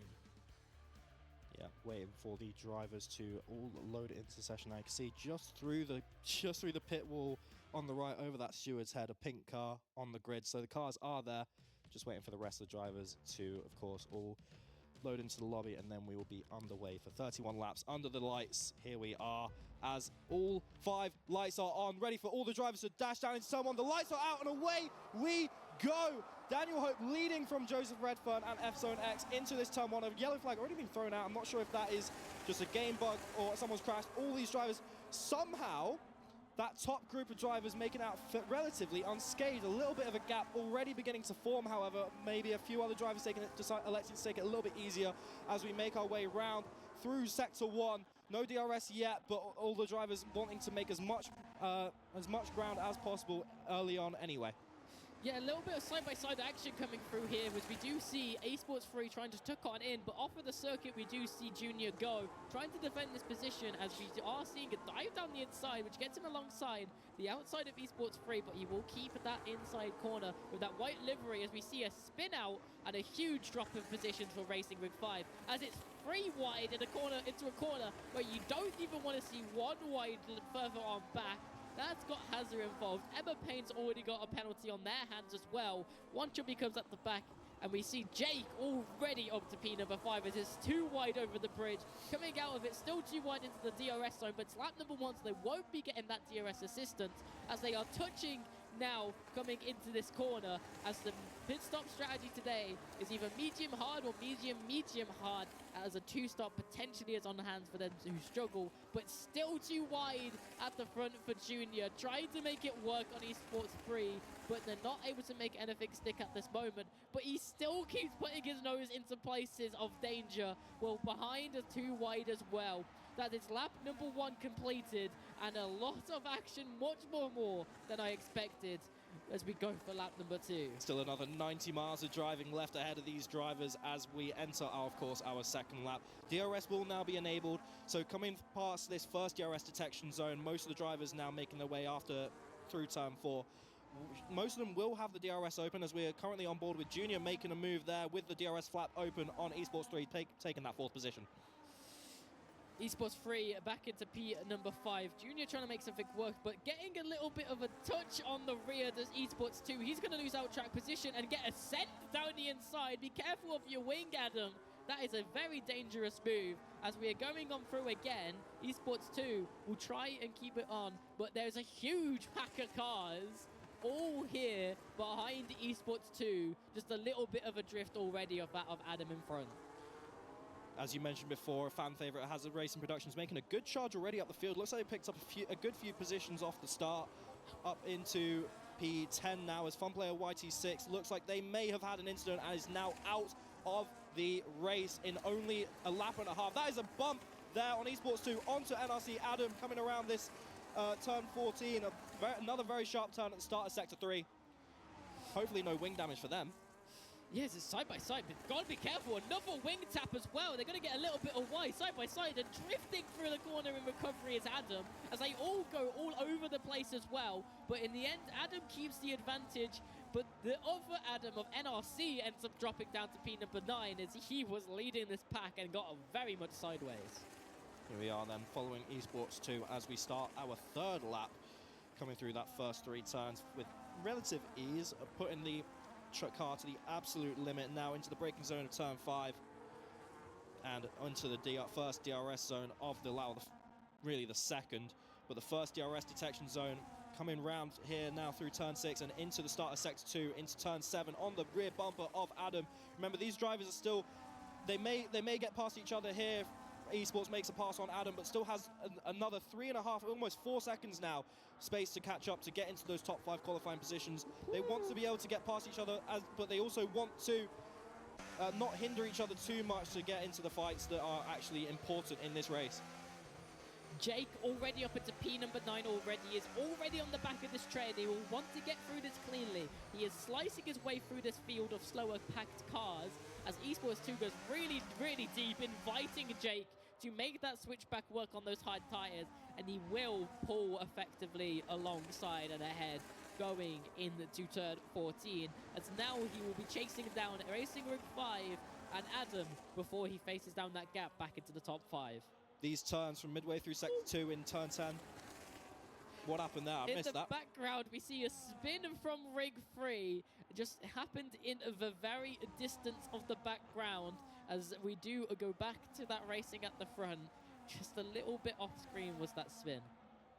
That's unfortunate for Rig 3. I'm not sure how many positions they lost, but looks like a lot. The yellow flags were thrown out for them. That also looks like a driver in the pits already. Bolton Ramos down now in last position from a pit stop, early pit stop. I'm going to assume that's to fix some front wing damage and also to get an early tire change in. Maybe could help them out later on in the race, but with so much of a time deficit now, especially when the grid is all packed tightly together, it's going to cost them a lot, unfortunate for them, as we are on board now with Swin and Jake. It looks like 3 cars making a lot of progress as we go through turn 8 and now turn 9. Drivers battling for positions. This is Adam, Jake, Racing Rig 5, and then just slightly behind them, Esports 2 in that white and red liveried car, getting a front row seat to the action of this 3-way battle for 6th. This is so clean by Jake. He's just sizing up these moves and making them work in the very precarious situations. But if you make contact like that, then it's not worth it. Nearly gets put into the wall by Racing Rig 2 as well. But in the end, he will slice back to the inside line as they both tangle as well in front of him. And a huge gain for Esports 2 as he gets back into the mix. And Racing Rig 5 goes ghosting and loses out some time. But Jake is finally clear of that pack, hopefully with little damage to his name. It's Esports 3 is struggling already and has hit the wall by himself and has got that front wing damage plaguing him. These drivers' skill is really going to be tested in that between turns 10 and 14, as we've already been seeing a lot of the race. That looks like another spin for a pink car back there. Lots of mistakes, lots of collisions being made. I believe that is unfortunate for one chubby cub, I believe that was, but a lot of other drivers around them profiting from that mistake. Unfortunate for so many of these drivers who are battling with intent to qualify. There is so much happening on track, it's impossible to keep up with it all. The rear wings are open for these cars. They come down into turn 7 and now back in the right-hander of turn 8. A little bit of gap starting to form now, but the battles are far from over as we are still only on lap 5 of 31. We've seen so much, and we're not even a quarter of the way through yet. This is absolutely incredible, incredible driving from all these drivers. Racing Rig 5 and Adam make contact in the final corner. They both twist into each other, facing each other rather than the forward direction. Rig 5 is down to P13, Adam is into P9, but that does promote the fan favorite of Hazard's Racing Productions into P number 8. But in the end, Jake does finally clear his way into P number 5 and is 10 seconds adrift now to Junior in P number 4, but at least that's P number 5 acquired. Jake, though, still has Esports 2 in his mirrors, 2.2 seconds behind, not exactly out of mind just yet, so has to still keep the foot down. Cheese Gromit, who we are following now, within a second of One Chubby Cub, who will pick up DRS as we are now making our way through the final couple turns of this lap. Starting lap 6 now, we'll have DRS here as well as drive behind him, so potentially a battle about to unfold in front of us. Well, a little bit of a dive down the inside doesn't lead to much more than that. We have barely paid any attention at the front of the grid so far. Joseph Redfern has actually been able to completely outpace Daniel Hope in this race. Daniel Hope was way clear of him in the qualifying, but right now, Joseph has found that consistency. F-Zone will be adrift by that by 3 seconds as well, as Junior is the next one behind that, just stuck behind F-Zone at the moment, as Cheese Gromit makes a promotion over Racing Rig 5, who might have some very difficult damage and may have picked up a little bit more, but will send it on the inside, and they will nearly spin each other. Closes they both the door. recover it. Closes the door on Chubby Cub there as we go through to turn 9 and now into turn 10. This is possibly one of the most technical sectors of any track in the entire F1 calendar. This is where the driver skill will really be tested and where the driver error will matter most in who gets the positions through here. One Chubby Cub determined to get that position back from Cheese Gromit, who may have felt like he did him dirty. One Chubby Cub now on the inside, coming into turn 14, gets the position, goes a little bit wide, not a bit wider than Cheese Gromit, but still retains the place regardless. As we come down through this final DRS zone of the lap and into turn 16 and 17. Great battling from these two, even if it is slightly illegal. Cheese Gromit goes into the wall a little bit there. Doesn't pick up too much damage, and I believe there's a front wing missing from the car following them. Unfortunate for, I believe that is Zera. Yeah, Lots happening. Yeah, as we do see, as I said, Junior still stuck behind F-Zone, is not able to find anything to work it. Rig 3 does have a penalty and will get a position as Esports 3 is one of the earliest drivers into the pit lane, other than Bolton Ramos, who is 37 seconds drift and struggling to keep this car out of the walls at the moment. Starting to see a lot of the black and white flags now appearing next to the drivers' names. Of course, the penalties for exceeding track limits too many times, receiving multiple warnings, but a few other ways you can earn them. But right now, with very few drivers taking the pit box and potentially getting the penalties that way, most of these drivers will just be pushing the car a little bit too much, trying to take too much of the track, exceeding the track limits. There are a few sneaky areas, especially I remember, I think it was turn 14 or turn 15 around that way. Even though there's a wall right there, you can still exceed the track limits, so making sure you're careful there when it's not quite as obvious where the track limits are. Yeah, turn 13 is a very punishing corner for track limits, but one of the punishing corners for the sections of the track is 10 to turn 13. That bridge section that used to have the chicane of death but no longer does is so tight and twisty, and we have seen multiple pieces of contact there already as a yellow flag is shown in turn number 7, as we do see Esports 1 going wide there by themselves. But Junior finally gets into P number 3, but that's only because of the pits coming out from Daniel Hope, who has that gap between Jake and Adam to come out in clear air, as Junior finally finds the gap, finally finds the space to make something work on F-Zone. He's been sizing up this move for multiple laps, but he now needs to make it stick and not give him a window of opportunity back into this one very quickly on the back end of that overtake. Right now, he's going to come into this tight and twisty section, which will give him a breather from defense, but not a breather at the steering wheel. Yeah, this is the area where the driver's skill gets tested the most with trying to get through a narrow section with drivers trying to also get position from you. Test of defense, and then of course you have the DRS zone straight after. So if you can do better than the driver behind, get them out of the DRS detection zone, have a little bit of extra breathing room. I don't think that happened. We'll jump back on with those later. But right now, we're on board with the fan favorite Hazard Racing Productions, as they are just on the cusp of that 1 second DRS detection zone. I don't believe they will have it from Adam here, so we'll have to carry on trying to outpace Adam, who has picked up a penalty already. So we're looking at Hazards potentially already in P6, eyeing up that top 5 finish for the qualification, but still has a long way to go, as we're not even halfway through the race yet. Already so much has happened, so many collisions, so many overtakes. This is a race for the ages, as we're now following Racing Rig 5, who looks like they may have dropped a few positions from earlier on, but is still keeping up with the cars in front. Hopefully going to get a little bit of advantage in the DRS zones coming up. Yeah, as we do see, Hazard's Racing Productions is yet again, after 2 weekends in a row, now doing a really good job in terms of racing in race pace, keeping the car clean, unlike what Racing Rig 5 has seen himself doing, as he taps the inside as he's trying to force his way through, and will get a little bit of a spin on again. He has been really, really forceful with how he races drivers here today, and that trend sticks, but also does that overtake stick as well. He has been forceful, but he is also making it work. The main issue here today is that this isn't for P number 5, but Hazard's Racing Productions, who was clean last time in a very full lobby of penalties, is going to aim to do the same again. He's behind Adam, who has a penalty in P number 7, and will aim to stay that way, get into P number 6, but right now does not have the pace to contest that top 5 unless intervention comes his way.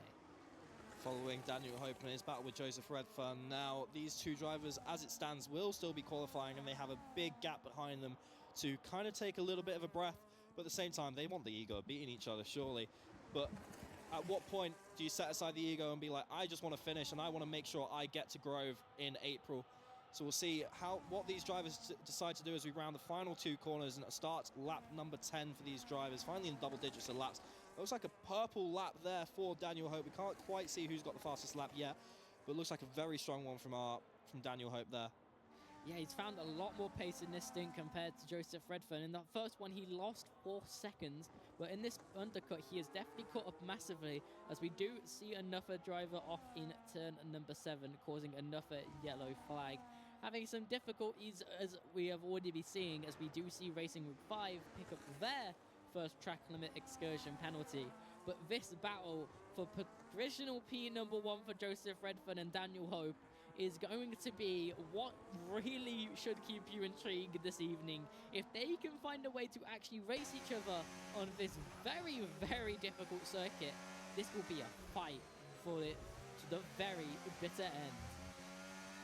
Singapore often regarded as one of the hardest races for the drivers to complete, but this is only the esports league, so not quite got the heat to contest with, just the pressure from all the other drivers around you. Following still Daniel Hope, as he's half a second adrift from Joseph Redfern in front, trying to make a move work. Not quite got the pace yet, but has the DRS open, going down between turn 15 and 16 now, closing out the 10th lap almost. Sounds like a little bit of almost a lock up there. The tyres seems to be screaming a little bit in that braking zone, pushing the car to its absolute limit and then some, using all of the track available through that fast last couple of turns, starting lap 11 now. This position in front of them is Jake on track. This will be 4th position. However, Jake is yet to pit, so his tyres are going to be screaming, and he will not want to get into any kind of trouble with these cars, as he is trying to race his own race back into the podium paying positions. Definitely one of the top 3 drivers, but not on the same strategy as the 2 are here today. Joseph and Daniel Hope are on their own strategy and have found no issues in qualifying or the race so far, and both cleanly dispatch of Jake to focus back in on each other again. Top 5 in this race, a lot closer than we already saw in Austria, as 11 laps are now on the clock. Still got another 20 left. That's 60 miles of driving still. But we're a third of the way through now and already seen some incredible driving as we're now making our way through the bridge section and the very slow, very sharp left-handed turn of turn 13, following Joseph Redfern still. You can see on a fresher set of hards than all the other drivers behind. Interestingly enough, though, Esports 3 down there in 14th, the only driver to elect to go onto the softs so far this race. Be interested to see what they're planning there. Yes, we do see that Jake is the only one in the top 5 who started on that hard set of compounds. He will go a lot longer. We are seeing Junior and F-Zone extend this stint quite heavily over those in front, as F-Zone is now being catched by these top 2 contenders as well, as Joseph Redfern sets a new fastest lap for himself as well, going just ever so slightly quicker with a little bit of helping of DRS in that previous affair, and is able to get past F-Zone much quicker than Daniel Hope, which will help his efforts to try and break this toe. Adam, our P6 driver, currently still got 22 seconds to make up, and that gap is only increasing on a driver who is, again, on the older hard tyres and also losing pace to the drivers in front. So it's looking difficult to see how this will change from here, but we'll see what happens to the rest of the race. Of course, anything can happen in a street circuit, just like Singapore. Still following Joseph Redfern, though, as they're making their way around the track beautifully. Still got the pressure of Daniel Hope in his mirrors, but not letting that get to him, it seems, as we're making our way right now through turn 11, turn 12, onto the bridge. Just heard something in the F1 commentary that is over like 100 years old, isn't it, that bridge? Just quite a little interesting fact for you, know? Yeah, that bridge is really, really old, and it's so cool that they get to race over it. But it is a really difficult section to keep following each other. These two now are nearly back into the lead of this race. Their pace has been one within their own. Only 1.7 seconds adrift from being back on the track in P1 while already conducting a pit stop of their own. Joseph Jr. is able to get a bit of a gap on F-Zone after passing him and settle into a rhythm of his own.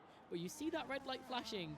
But him and also Daniel Hope, who's on the charge behind Joseph Redfern. And you just see the different ways that these drivers do try to ERS manage, as we see Esports 1 again off track, this time at turn number 8. 14 this one, actually. Let's start at Sector 3. Same area, different turn. Anyway, it's unfortunate for Esports 1, who's now almost a minute adrift of the driver ahead. It's unfortunate for them, maybe just not their strongest track. So, I mean, we can be a little bit forgiving here, can't we? It is not an easy one at all, as we see a beautiful camera angle of cars making their way through turn 8 and turn 14, of course, the closest point of the track, but the closest point of 2 corners on the track, but also different sectors. Interesting layout Singapore has, but also a very cool one. On board now with Jake, who's just under 3 seconds from the driver in front of F-Zone, trying to make a position here, potentially in that beautiful blue and black livery, going over the bridge, keeping in the rear wing, in the dirty air of F-Zone X. Not quite enough space to make a pass in that technical sector, but will have the DRS now as we are coming into the start of Sector 3, turn 14. Does he make a move yet? No, he does not. He keeps himself ever so slightly off the rear bumper of F-Zone as the DRS opens once more for him, coming down through turn 15 and now into turn 16. He makes the pass on the inside of the turn and makes his way around that right-hander with ease, with no pressure from F-Zone there. Now making his way around the final 2 corners, starting his 15th lap, I believe. 14th lap, there you are. F-Zone X now goes from the hunted to the hunter for that to try and get that P4 back from him. Hazard's Racing Productions is less than a second now on the back of Adam for that P number 6, but unfortunately they are 30 seconds adrift from the top 5. None of these drivers here have pit, besides from Joseph Redfern and Daniel Hope at the front of the grid, so it's even bigger of a gap than what we see of 4 seconds already. But Jake making a good way forward into the top 4 positions. He's going to try and make that into a top number 3 positions, though the aim of that top 2 without any kind of safety car is now a real long shot out of his window. But Hazard's Racing Productions, keeping it consistent, has slowly but surely whittled down this gap with about a 1/10 of a second advantage per lap, which is not a lot, especially here at Singapore. It makes it really, really difficult as we see some more yellow flags flying in Sector 3. That won't interfere with what's going on here, We hope to see a little bit of extra pace now with that DRS from Hazard's Racing Productions. Otherwise, it's going to be a little bit of a difficulty to get past Adam. Here we go now, still following Hazards as we make our way round turn 9 deep into sector 2 now, heading towards this technical sector. He is on the rear bumper of Adam, coming over through turn 10, turn 11, now about to cross the bridge. Got to keep within that second to get the DRS detection. I believe he does, so around this corner, he will be able to activate the DRS, maybe get a little bit of extra space on Adam as we come down past turn 13. Barreling towards turn 14 and the start of sector 3. Not quite close enough yet, but still close enough to activate the DRS in the next zone. Maybe close the distance a bit more. It looks like he has almost a little bit of oversteer, a bit of a power slide on the exit at turn 14, so we'll lose a little bit of time that way. But it's still just keeping close enough with Adam. We will be seeing a difference in strategy here compared to at Austria. In Austria, all of the drivers mainly committed to that two-stop strategy. Here today, we are seeing a commitment towards that one and two-stop strategy between different sets of drivers. Junior and F-Zone have finally entered the pit for their one-stop strategy here today. It won't really find themselves an advantage compared to Daniel Hope or Joseph Redfern. However, it will be a difference in strategy compared to Jake, just based off of the fact that they started on different compounds. Meanwhile, Joseph Redford and Daniel Hope will be taking the softer, quicker, more aggressive, but safer in terms of tyre degradation option of that two-stop strategy. Meanwhile, if we look a bit further back then, Adam and Racing Hazard Productions are both going towards that one-stop strategy as well. But Adam should be pitting relatively soonly off of those dead, hard, medium tyres at this point in time. As we look behind that, however, one Chubby Cub 20 seconds adrift, which is about a pit stop here at Singapore, if not just a little bit less, is on a newer, fresher set of medium tyres. But once these two drivers pit, they will be on even fresher tyres and should still be handily, helpfully, and safely in front of one Chubby Cub. Still seeing only 6 drivers, I believe that is, with black and white flags. Of course, the penalties, I'm going to continue to assume that those are track limit penalties, as none have popped up since people have started entering the pits. NRC Adam, the only driver currently still in the pits. Hazard's Racing Productions making a move in our timing tower over Adam, gets himself up to into 6th. Looks, oh, it's because Adam went into the pits. That explains it. Daniel Hope we're on board with now, as he is putting this pressure on Joseph Redfern, our current race leader. These two started at the front of the field. They are still at the front of the field, of course, in swapped positions, though. We'll see what happens as these two drivers aim to get the win from each other. But now jumping back down the field to Esports 2 as he makes another position on Adam, who's now just exiting the pits. Esports 2 back up into 8th. Adam dropping from 6th all the way down to 9th. Now down to 10th from that pit stop. Not too many positions lost from it for that, so decent enough for him. Yeah, the gaps though are starting to build. We're seeing very few, with less than a second, very few drivers will be having that DRS around this track now. Esports 3 made a position down there, but Esports 2 and Chubby Cub having a little battle there. One Chubby Cub getting passed by Esports 2, but then immediately getting the position back as we see a little bit of wheel-to-wheel contact between these drivers. That is a front end plate missing from the right of Esports 2. That is unfortunate for him. Will be missing out a little bit on downforce. Yeah, as we do see a retirement from Rig 3 in the pit lane. It seems like he may have hit into that inside wall or that outside wall on pit entry, which will be the end of their race this evening. As we are over that halfway mark, we are finally seeing a bit more action out on track as Esports 2 tries to make it work around the outside of that corner this time around, which he will make work effectively and get that gap pulling away with that DRS wide open to close off that sector on those softer tyres, as they are way fresher by about 4 to 5 laps over one Chubby Cub. However, Hazard's Racing Productions now will be the lead into the pit lane of those drivers who started on hards. Went into the pits in 6th, currently down into 8th, now 9th, so he's going to lose quite a few positions. Maybe we'll keep that 9th position from Adam. No, never mind, I spoke way too soon. Hazard's hopefully, though, only exiting the pits in 10th. Another 4 position loss from the pit.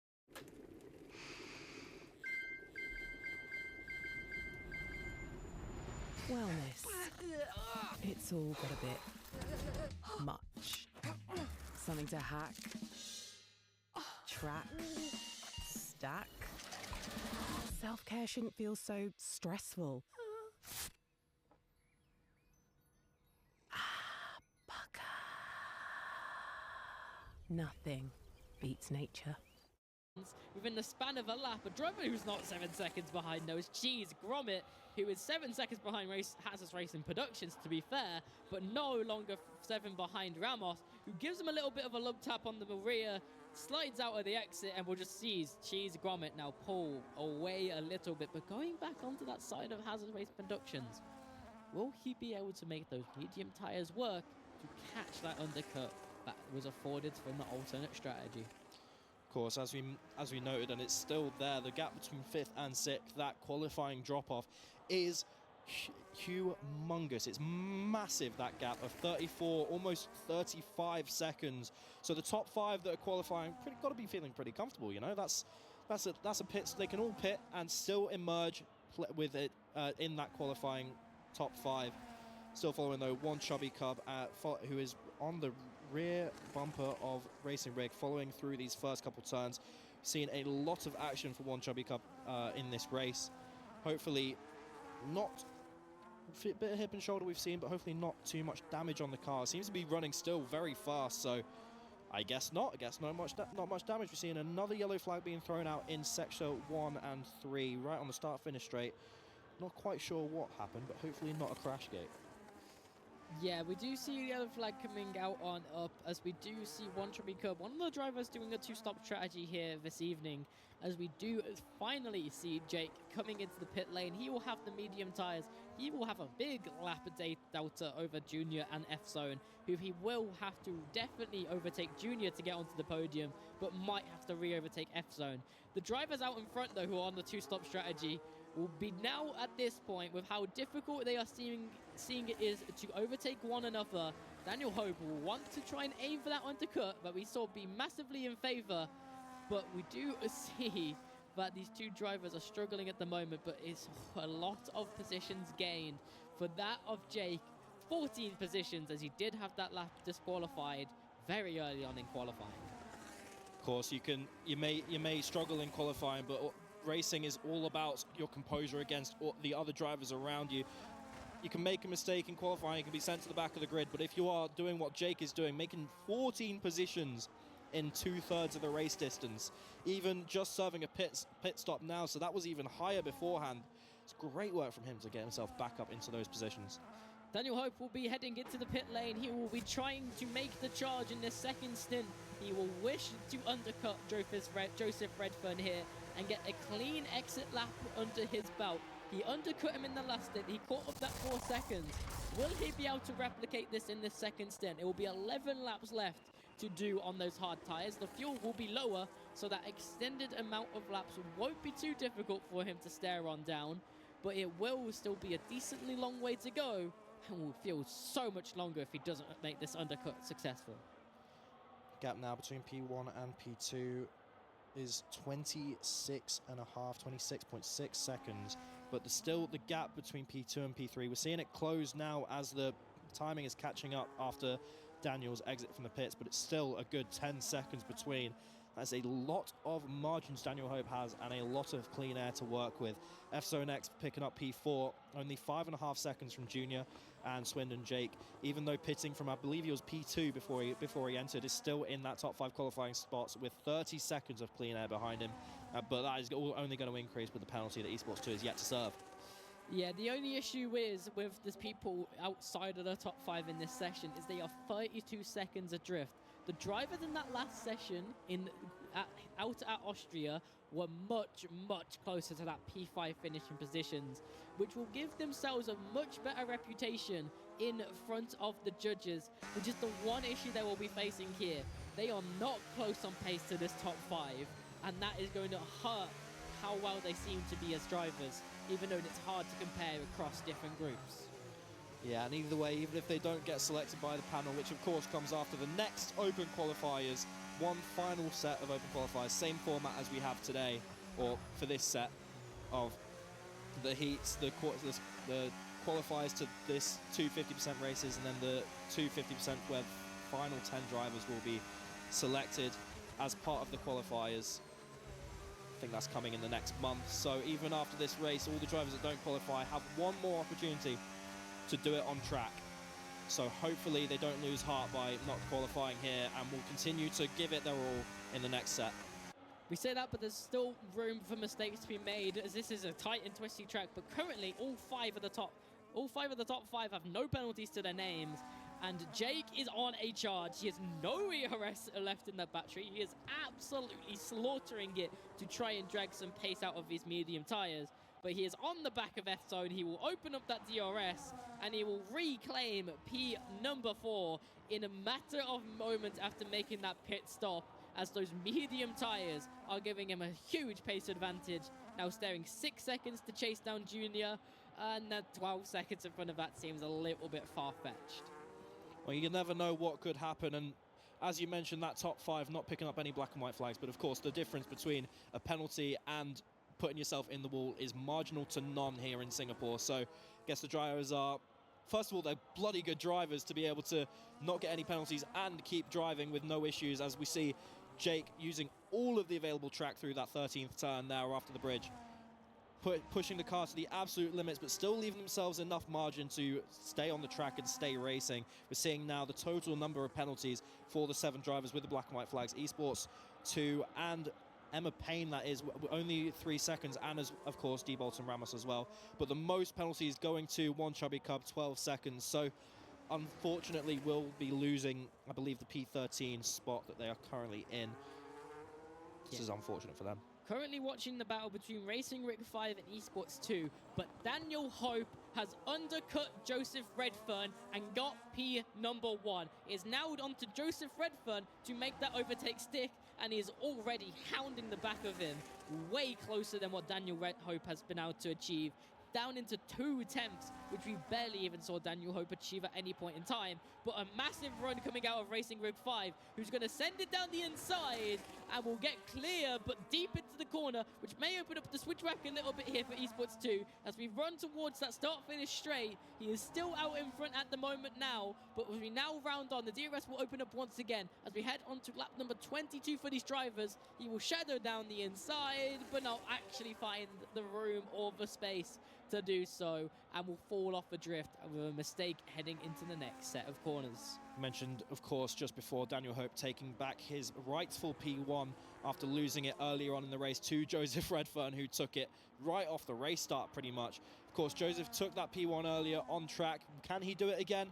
He has 10 laps to prove it, so we'll be watching that later on in the race, as the gap is still within a quarter of a second, so the race is only heating up at the front. But we're jumping back now to Emma Payne, 6/10 off the rear of One Chubby Cub, is effectively P11 regardless because of the penalties. Once that balances out, One Chubby Cub will lose that position, potentially 2, with how small the gaps are now for the bottom 10 drivers. And these drivers are watching in that battle up ahead of Daniel and Joseph, who is really close. Joseph's actually going to go down around the outside of that corner, which is a very, very risky move. But Daniel Hope will get the run back on. Now we'll have to defend it on the outside road. We'll try and squeeze him out. We'll use all of that track width to really force him on the outside as well. And Joseph Redfern is really, really racy, but you don't want to make a move there, as that wall can be ever so dangerous. Not enough space to make a move here, really, so you just want to buy your time, make your way around the slow turn 13 and back onto the next set straight of DRS, which Joseph Redfern will have to try and close the gap into this strong braking zone of turn 14. Does not have enough space, but we'll still have the DRS in this next straight as we go down through turn 15 and down towards turn 16. Does Joseph Redfern have the pace to make it on Daniel Hope? I do not believe he does. Millimeters between their cars, absolutely pushing it to the limit, but keeping themselves out of each other. Fair play, good racing to both of these drivers. Joseph Redfern still holding onto the DRS from Daniel Hope. The gap is now 0.3 of a second at the sharp end of the field. This is absolute a masterclass of driving for these front two drivers. Coming up on a car that is blue flagged, will go ghosted, but it could be a distraction to potential drivers. They've got to keep their head screwed firmly onto their shoulders, cannot lose focus going around this Sector 1. Joseph Redfern still with the DRS, still keeping the pressure on Daniel Hope. Incredible driving from these two. He's going to keep shadowing these defenses. He's going to pry and prod at this defensive structure that Daniel Hope is trying to put on. You see him going left and right. He is finding so much more grip at the moment than Daniel Hope is able to even find on this tire, which is odd because they're both on the same tire, maybe in a segment adjustment going in the wrong direction. But the main thing here at Singapore is you only get a little bit of time to strike. If you sit in that dirty air for too long, you will start to heat up your tires. Your tire wear advantage that you have from pitting later will start to go and start to fall on out. The tire wear will start to even on out with the extra sliding that occurs in that dirty air. But that lap around, Daniel Hope was ever so grateful to have some DRS assistance down that straight, which he does not get this time around. And Joseph tries to fake it down the inside, catches the inside curb, will slip on those tires, fall adrift just a little bit, and put them through a massive heat cycle that might push them out of operating range. Good save from Joseph Redfern. He does cut the corner a little bit there through turn 18. Maybe a warning just flashed up on Joseph's screen, but he is pushing as hard as he can as we enter the final 7 laps, the final 21 miles of driving here in Singapore. Daniel Hope still proving that he has the pace that he put himself on pole, and the composure to keep Joseph behind him has proven to have the pace already, taking P1 early, trying to get that P1 back after all the pit stops have shaken out and put Joseph back into second. Daniel Hope, of course, with the great undercut earlier, but needs to make sure those tires last. Daniel Hope in the dark purple livery there, just leading the charge. Joseph in the pink and white as we come through turn 11 and turn 12 across the old bridge. Technical sector here, and Joseph Redfern will still again have the DRS for, I believe this is the 3rd lap in a row. Joseph has held into the DRS zone but not managed to make the move work. Got to keep the pressure on Daniel. Of course, Daniel's got to keep his head on though and make sure he does not leave the door open for Joseph at any point during the lap. Joseph Redfern, not as close as he was last time about, as he has started to drift off, and as I said, that heat cycle might come on through.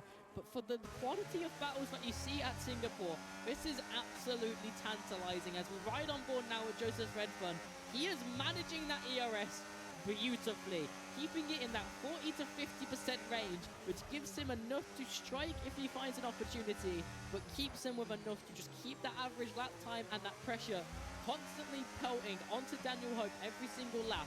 We are now within the 5 last laps towards the end of this race. Daniel Hope was in the early stages of this race, keeping it composed and just trying to gain the time through the pit stops. Joseph Redfern knows that it's the last stint and is going full pout to reclaim this P1 at the moment. As you see him deploy that ERS, he will now save for the rest of this lap, but he didn't get the opportunity that time, and these opportunities are starting to dwindle away from him as he's counting down the laps towards the end. These two front-running drivers giving an absolute masterclass of what it means to be a racing driver. They are going for it through every lap, but keeping it clean. The top 5, only those two really matter right now. Junior 20 seconds adrift with Jake 1.8 behind that, and F-Zone another 10 seconds behind that. Yes, all 5 of those drivers will be qualifying, but the front 2 is where the battle is at. But now we're jumping back a bit down the field, so Esports 2 is only about to make a move on Esports 3, taking 9th position in turn 14. Great work for him to still have the DRS to build on his lead, coming through turn 15 and into turn 16, the final chicane of the track, of the lap. Great work from the white and red car there. Still got 11.8 seconds to close on Hazards Racing Productions, who has picked up a penalty finally. Unfortunate for Hazards. I'm going to assume that's track limits, pushing as much as he can, but still P8 down 6.5 seconds from Adam. Swindon Jake now we're on board with less than a second off Junior, potentially going for a move as we enter the 27th lap. 5 to go. Yeah, Jake is really building into this race. It's so unfortunate, but he got his lap disqualified. You could see it in the one-shot qualifying. He was so close on pace for the first 2 sectors before he got that lap invalidation. now staring down that P3 that he would really be happy to secure. Going through the entire field, 15 positions at the moment, wanting to make it that big number 16 to get past Junior. With a few laps left to do so, he will potentially find his way past on those softer medium tires, making this alternate way round for this one-stop work as he already finds the grip to go around the outside. Will switch onto the inside, get such a really good exit out of that corner. Issue is, you might have to make this work really early or just tuck on in for a few more corners, because this is about to get twisty. Across the bridge again, they will go as he sees the derating in the car in front as well. He will try and size up the entry in this corner, sees the lockup as well. That's going to excite him for the exit speed as well. Opens up that DRS, might not make it work here, but he will get a second helping of that said DRS as well. Will tuck back on in, take a bit of an offensive line, see as a second lockup of Junior in the defensive line as well. Now deploying that ERS and that DRS all the way down the straight. Won't find the gap this time around, but is ever so close to making it work. Top 5 still got plenty of breathing room. Racing Rig 5 now 43 seconds adrift. I believe the top 5 will be qualifying. It will nothing will change unless one goes into a wall and gets put out of the race. Touch wood, that doesn't happen for any of them, because they've put on an absolute masterclass driving. All 5 of them, they've done an amazing job to put themselves into this position to potentially be going to Grove in April. They do not want to mess that up so close to the end. They've got 3.5 laps remaining. Yeah, Junior already going on the defensive line early on this straight already. This Jake really is pushing him now. Goes into the defensive line, goes all the way into the inside, switches back to the outside, makes the corner really wide for himself, and actually manages to defend that position off with a lot of movement, to be fair, which isn't quite in the walls, but that is still keeping that position secured for now. He will need to keep replicating that move work. Otherwise, Jake might be able to figure him out and get on past, but he would have deployed so much to try and get that attempt to work. The gap now at the sharp end of the field between Daniel and Joseph has extended to 0.8 of a second. Now it's closing a little bit. Joseph's still in the DRS zone, but we will come back to that towards the end of the race. Jake is still putting the pressure on Junior. Only 2 tenths separate these two drivers. Jake following as fast as possible, trying to put as much pressure on with the DRS open through the final DRS straight off the lap. Coming down into turn 16. I don't think he has quite enough pace to make a move work in this chicane, but the pressure is still mounting on Junior. Can he keep a level head as the gap does increase to just under 4 tenths of a second now? Junior needs to make sure he is keeping his composure as Jake, proving himself as one of the fastest drivers in the race. It has to be scary having that behind you, surely. As we zone in onto this battle, we do notice that the gap to the front has just kept on growing. 8 seconds now rather than just 20 to Joseph Redfern. But he has now slipped out of that DRS. Daniel Hope has found this inconsistency to break that gap. But the driver who definitely hasn't broken that gap is Junior, who goes defensive really early on, blocks the inside of the curve, then blocks the inside again of the next corner, switching across the track, slides the rear one out, which blocks Jake's exit, but he will get on the inside. It will be really tight. Forces his way through, he puts him in the wall! He puts him into the wall, coming through that on turn number 10. He does make the move stick, but it is through a really desperation dive that he potentially didn't need to make done. But his argument in defense will be that Junior's defensive moves are erratic in nature and that he is moving under braking, which is not specifically allowed within Formula 1 racing.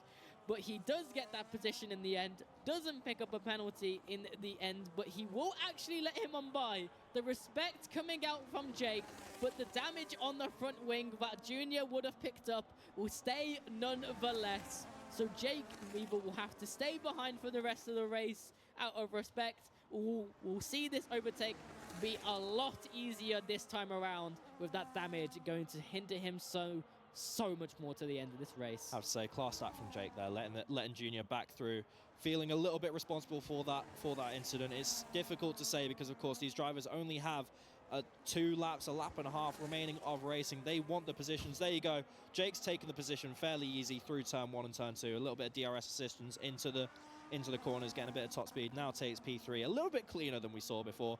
Junior still close enough to potentially make a move work as we've got a lap and a half remaining. But Jake now still 34 seconds off the front runners. I don't think he's going to be catching on those, but a podium finish from not even setting a qualifying time, you have to be happy with that, even if you did have to get the elbows out a little bit to get there. Yeah, that overtake was not necessarily the cleanest, but the second time around was a lot cleaner and very well performed, even knowing it's on a car with damage. It's going to be interesting to see, and I hope for Junior's sake that he is able to find enough pace, even with that front left end plate completely gone now, that he can still at least find the pace to outdo F-Zone and keep this P number 4, but that with that 45-second and penalties added on top to Racing Rig 5, he should still comfortably be able to get through and qualify. As Daniel Hope now starts his final lap of this race. 31 laps here at Singapore, and we are now on to that final one for Daniel Hope. 2.6 seconds is now the gap to Joseph Redfern. We saw him really try and make that move stick. He has clearly burnt through that rubber by going so aggressively against Daniel Hope.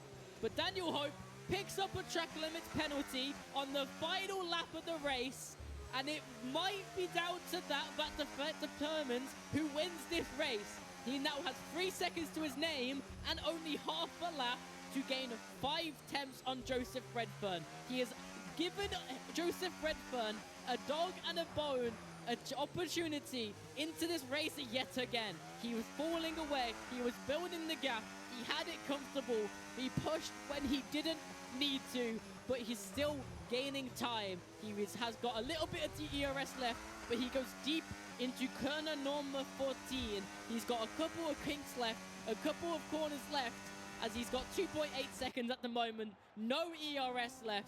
Through the final few corners, it is going to be down to the wire now because he picked up that penalty, and it's down to if Joseph makes a mistake. He doesn't build the 3 seconds to the line.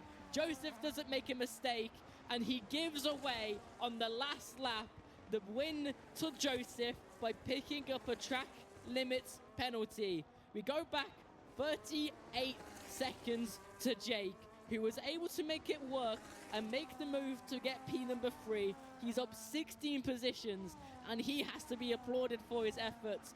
But oh my days, that race for the front, if Jake was in play, could have been tremendous. Daniel has to be kicking himself. 0.096 he couldn't build on top of Joseph Redfern that last lap, but Jake taking that P3, 16 positions gained, as you mentioned. Junior taking P4, and F-Zone X will be taking the final qualifying slots. Those top 5, congratulations. Thank you for giving us such an awesome race to commentate, and we will be seeing you in Grove in April. For the rest of the drivers, do not fret. You have one more opportunity to qualify on track.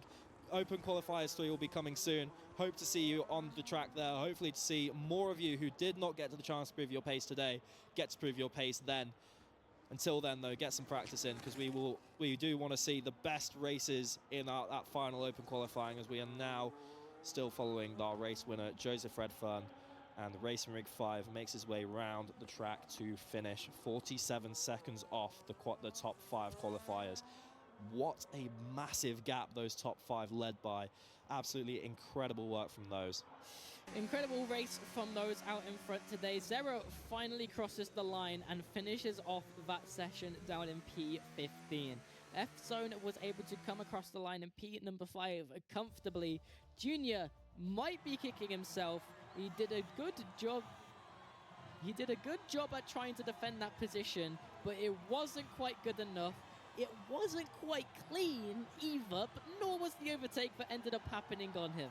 Jake has to have a lot of respect to his name. That final overtake wasn't the best. He gave the respect back to Junior in the end, but that damage was too heavy to make any kind of defense back for that P number 3. But out on the top steps of the podiums, split by only a tenth of a second by a penalty Daniel Hope picks up, is Joseph on top, followed by Daniel Hope, who set an absolute standard of racing quality at a circuit that is unknown for that quality, as you do see Jake for the most overtakes in drive of the day, and then the fastest lap over to Joseph and the winner as well. But you still gotta remember that Daniel Hope had it on pole, and he was in front. He just threw it away in those dying stages. Yeah, either way though, incredible show of driving skill from all of the drivers in the top 5. That is 10 more drivers qualified. We will be back shortly for a little bit of a debrief before we end the show. Don't go anywhere. We'll see you in a couple minutes.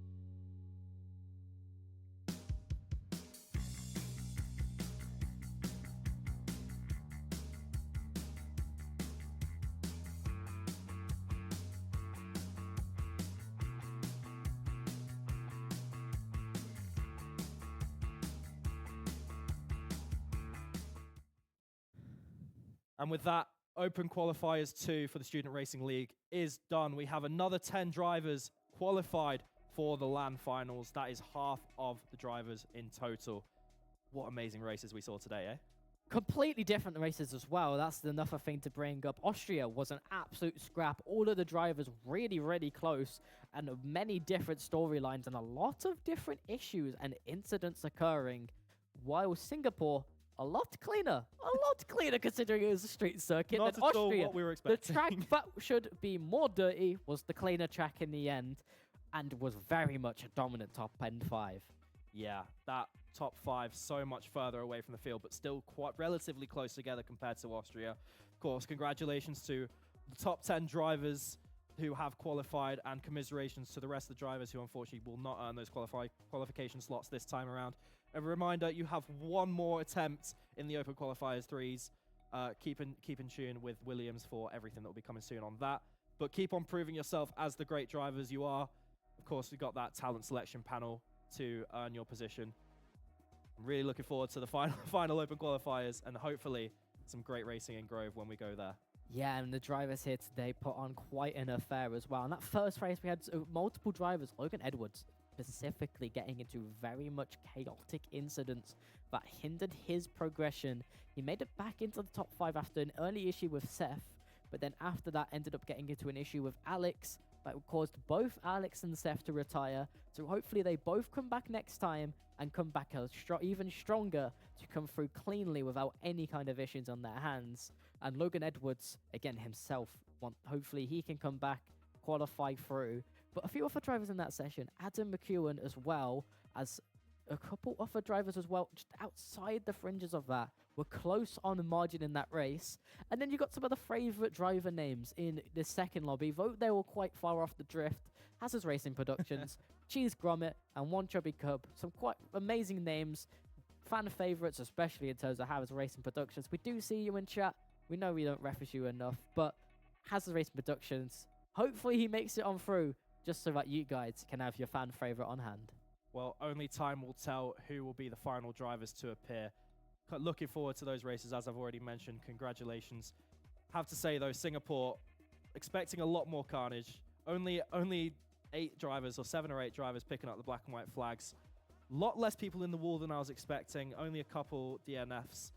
But yeah, hopefully that those 2 drivers that did DNF and the rest of them that did finish down the field do not feel so disheartened, and they will return for that final open qualifiers. Yeah, that will be it from us here at the College of Esports, and with the British Esports helping out with this as well. This was with the Williams Student Racing League here for Qualifier 2. Next time out will be a little bit of a longer break, if I am not mistaken, as it will happen in the middle to late March instead of at the start of the month, and that will be the final opportunity. But that was it from us here today for Qualifier 2. We'll see you next time. Bye-bye. Falls apart, there's not a heart to beat there. It falls apart if there's not a heart to have. A tangled mess of knots, I confess, but the intent was there. I swear we set our sights on something that we thought was true.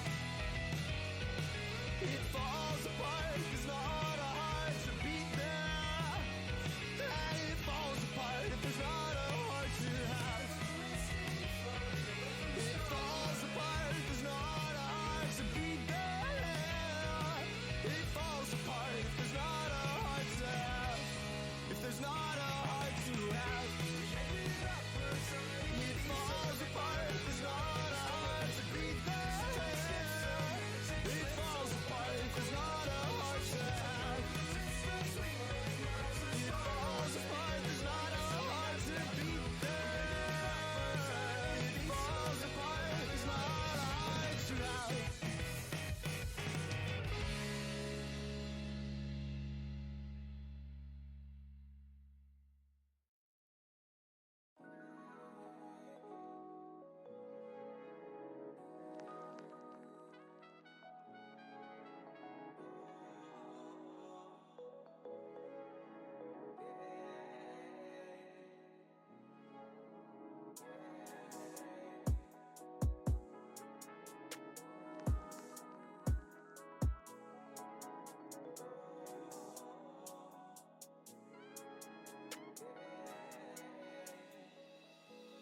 Continue my journey, the sky's the limit. I'm dipping out early to finalize digits. The curvy, I'm in my feelings. It wasn't worthy of hiding my demons. It could have hurt if there wasn't a meaning. It could have burned them to feel how I felt. I'm out here earning my peace in the evening. I'm so determined, I'm finding myself. Hot but the ice doesn't melt. I need some answers, yeah. I'll find them all by myself. Just trying to look past it, yeah. No one for asking for help. Unless what I ask is fair. Chasing my dreams, that's what it seems. Nothing we can't compare, yeah. This is the time that we need to let go of the way that's been holding us back. This is the time that we need to latch onto our face and focus on that. I would not let go of something so special or scrape for the moments we had. Remembering cherishing moments could save you from stabbing yourself in the back. I don't know how to stop.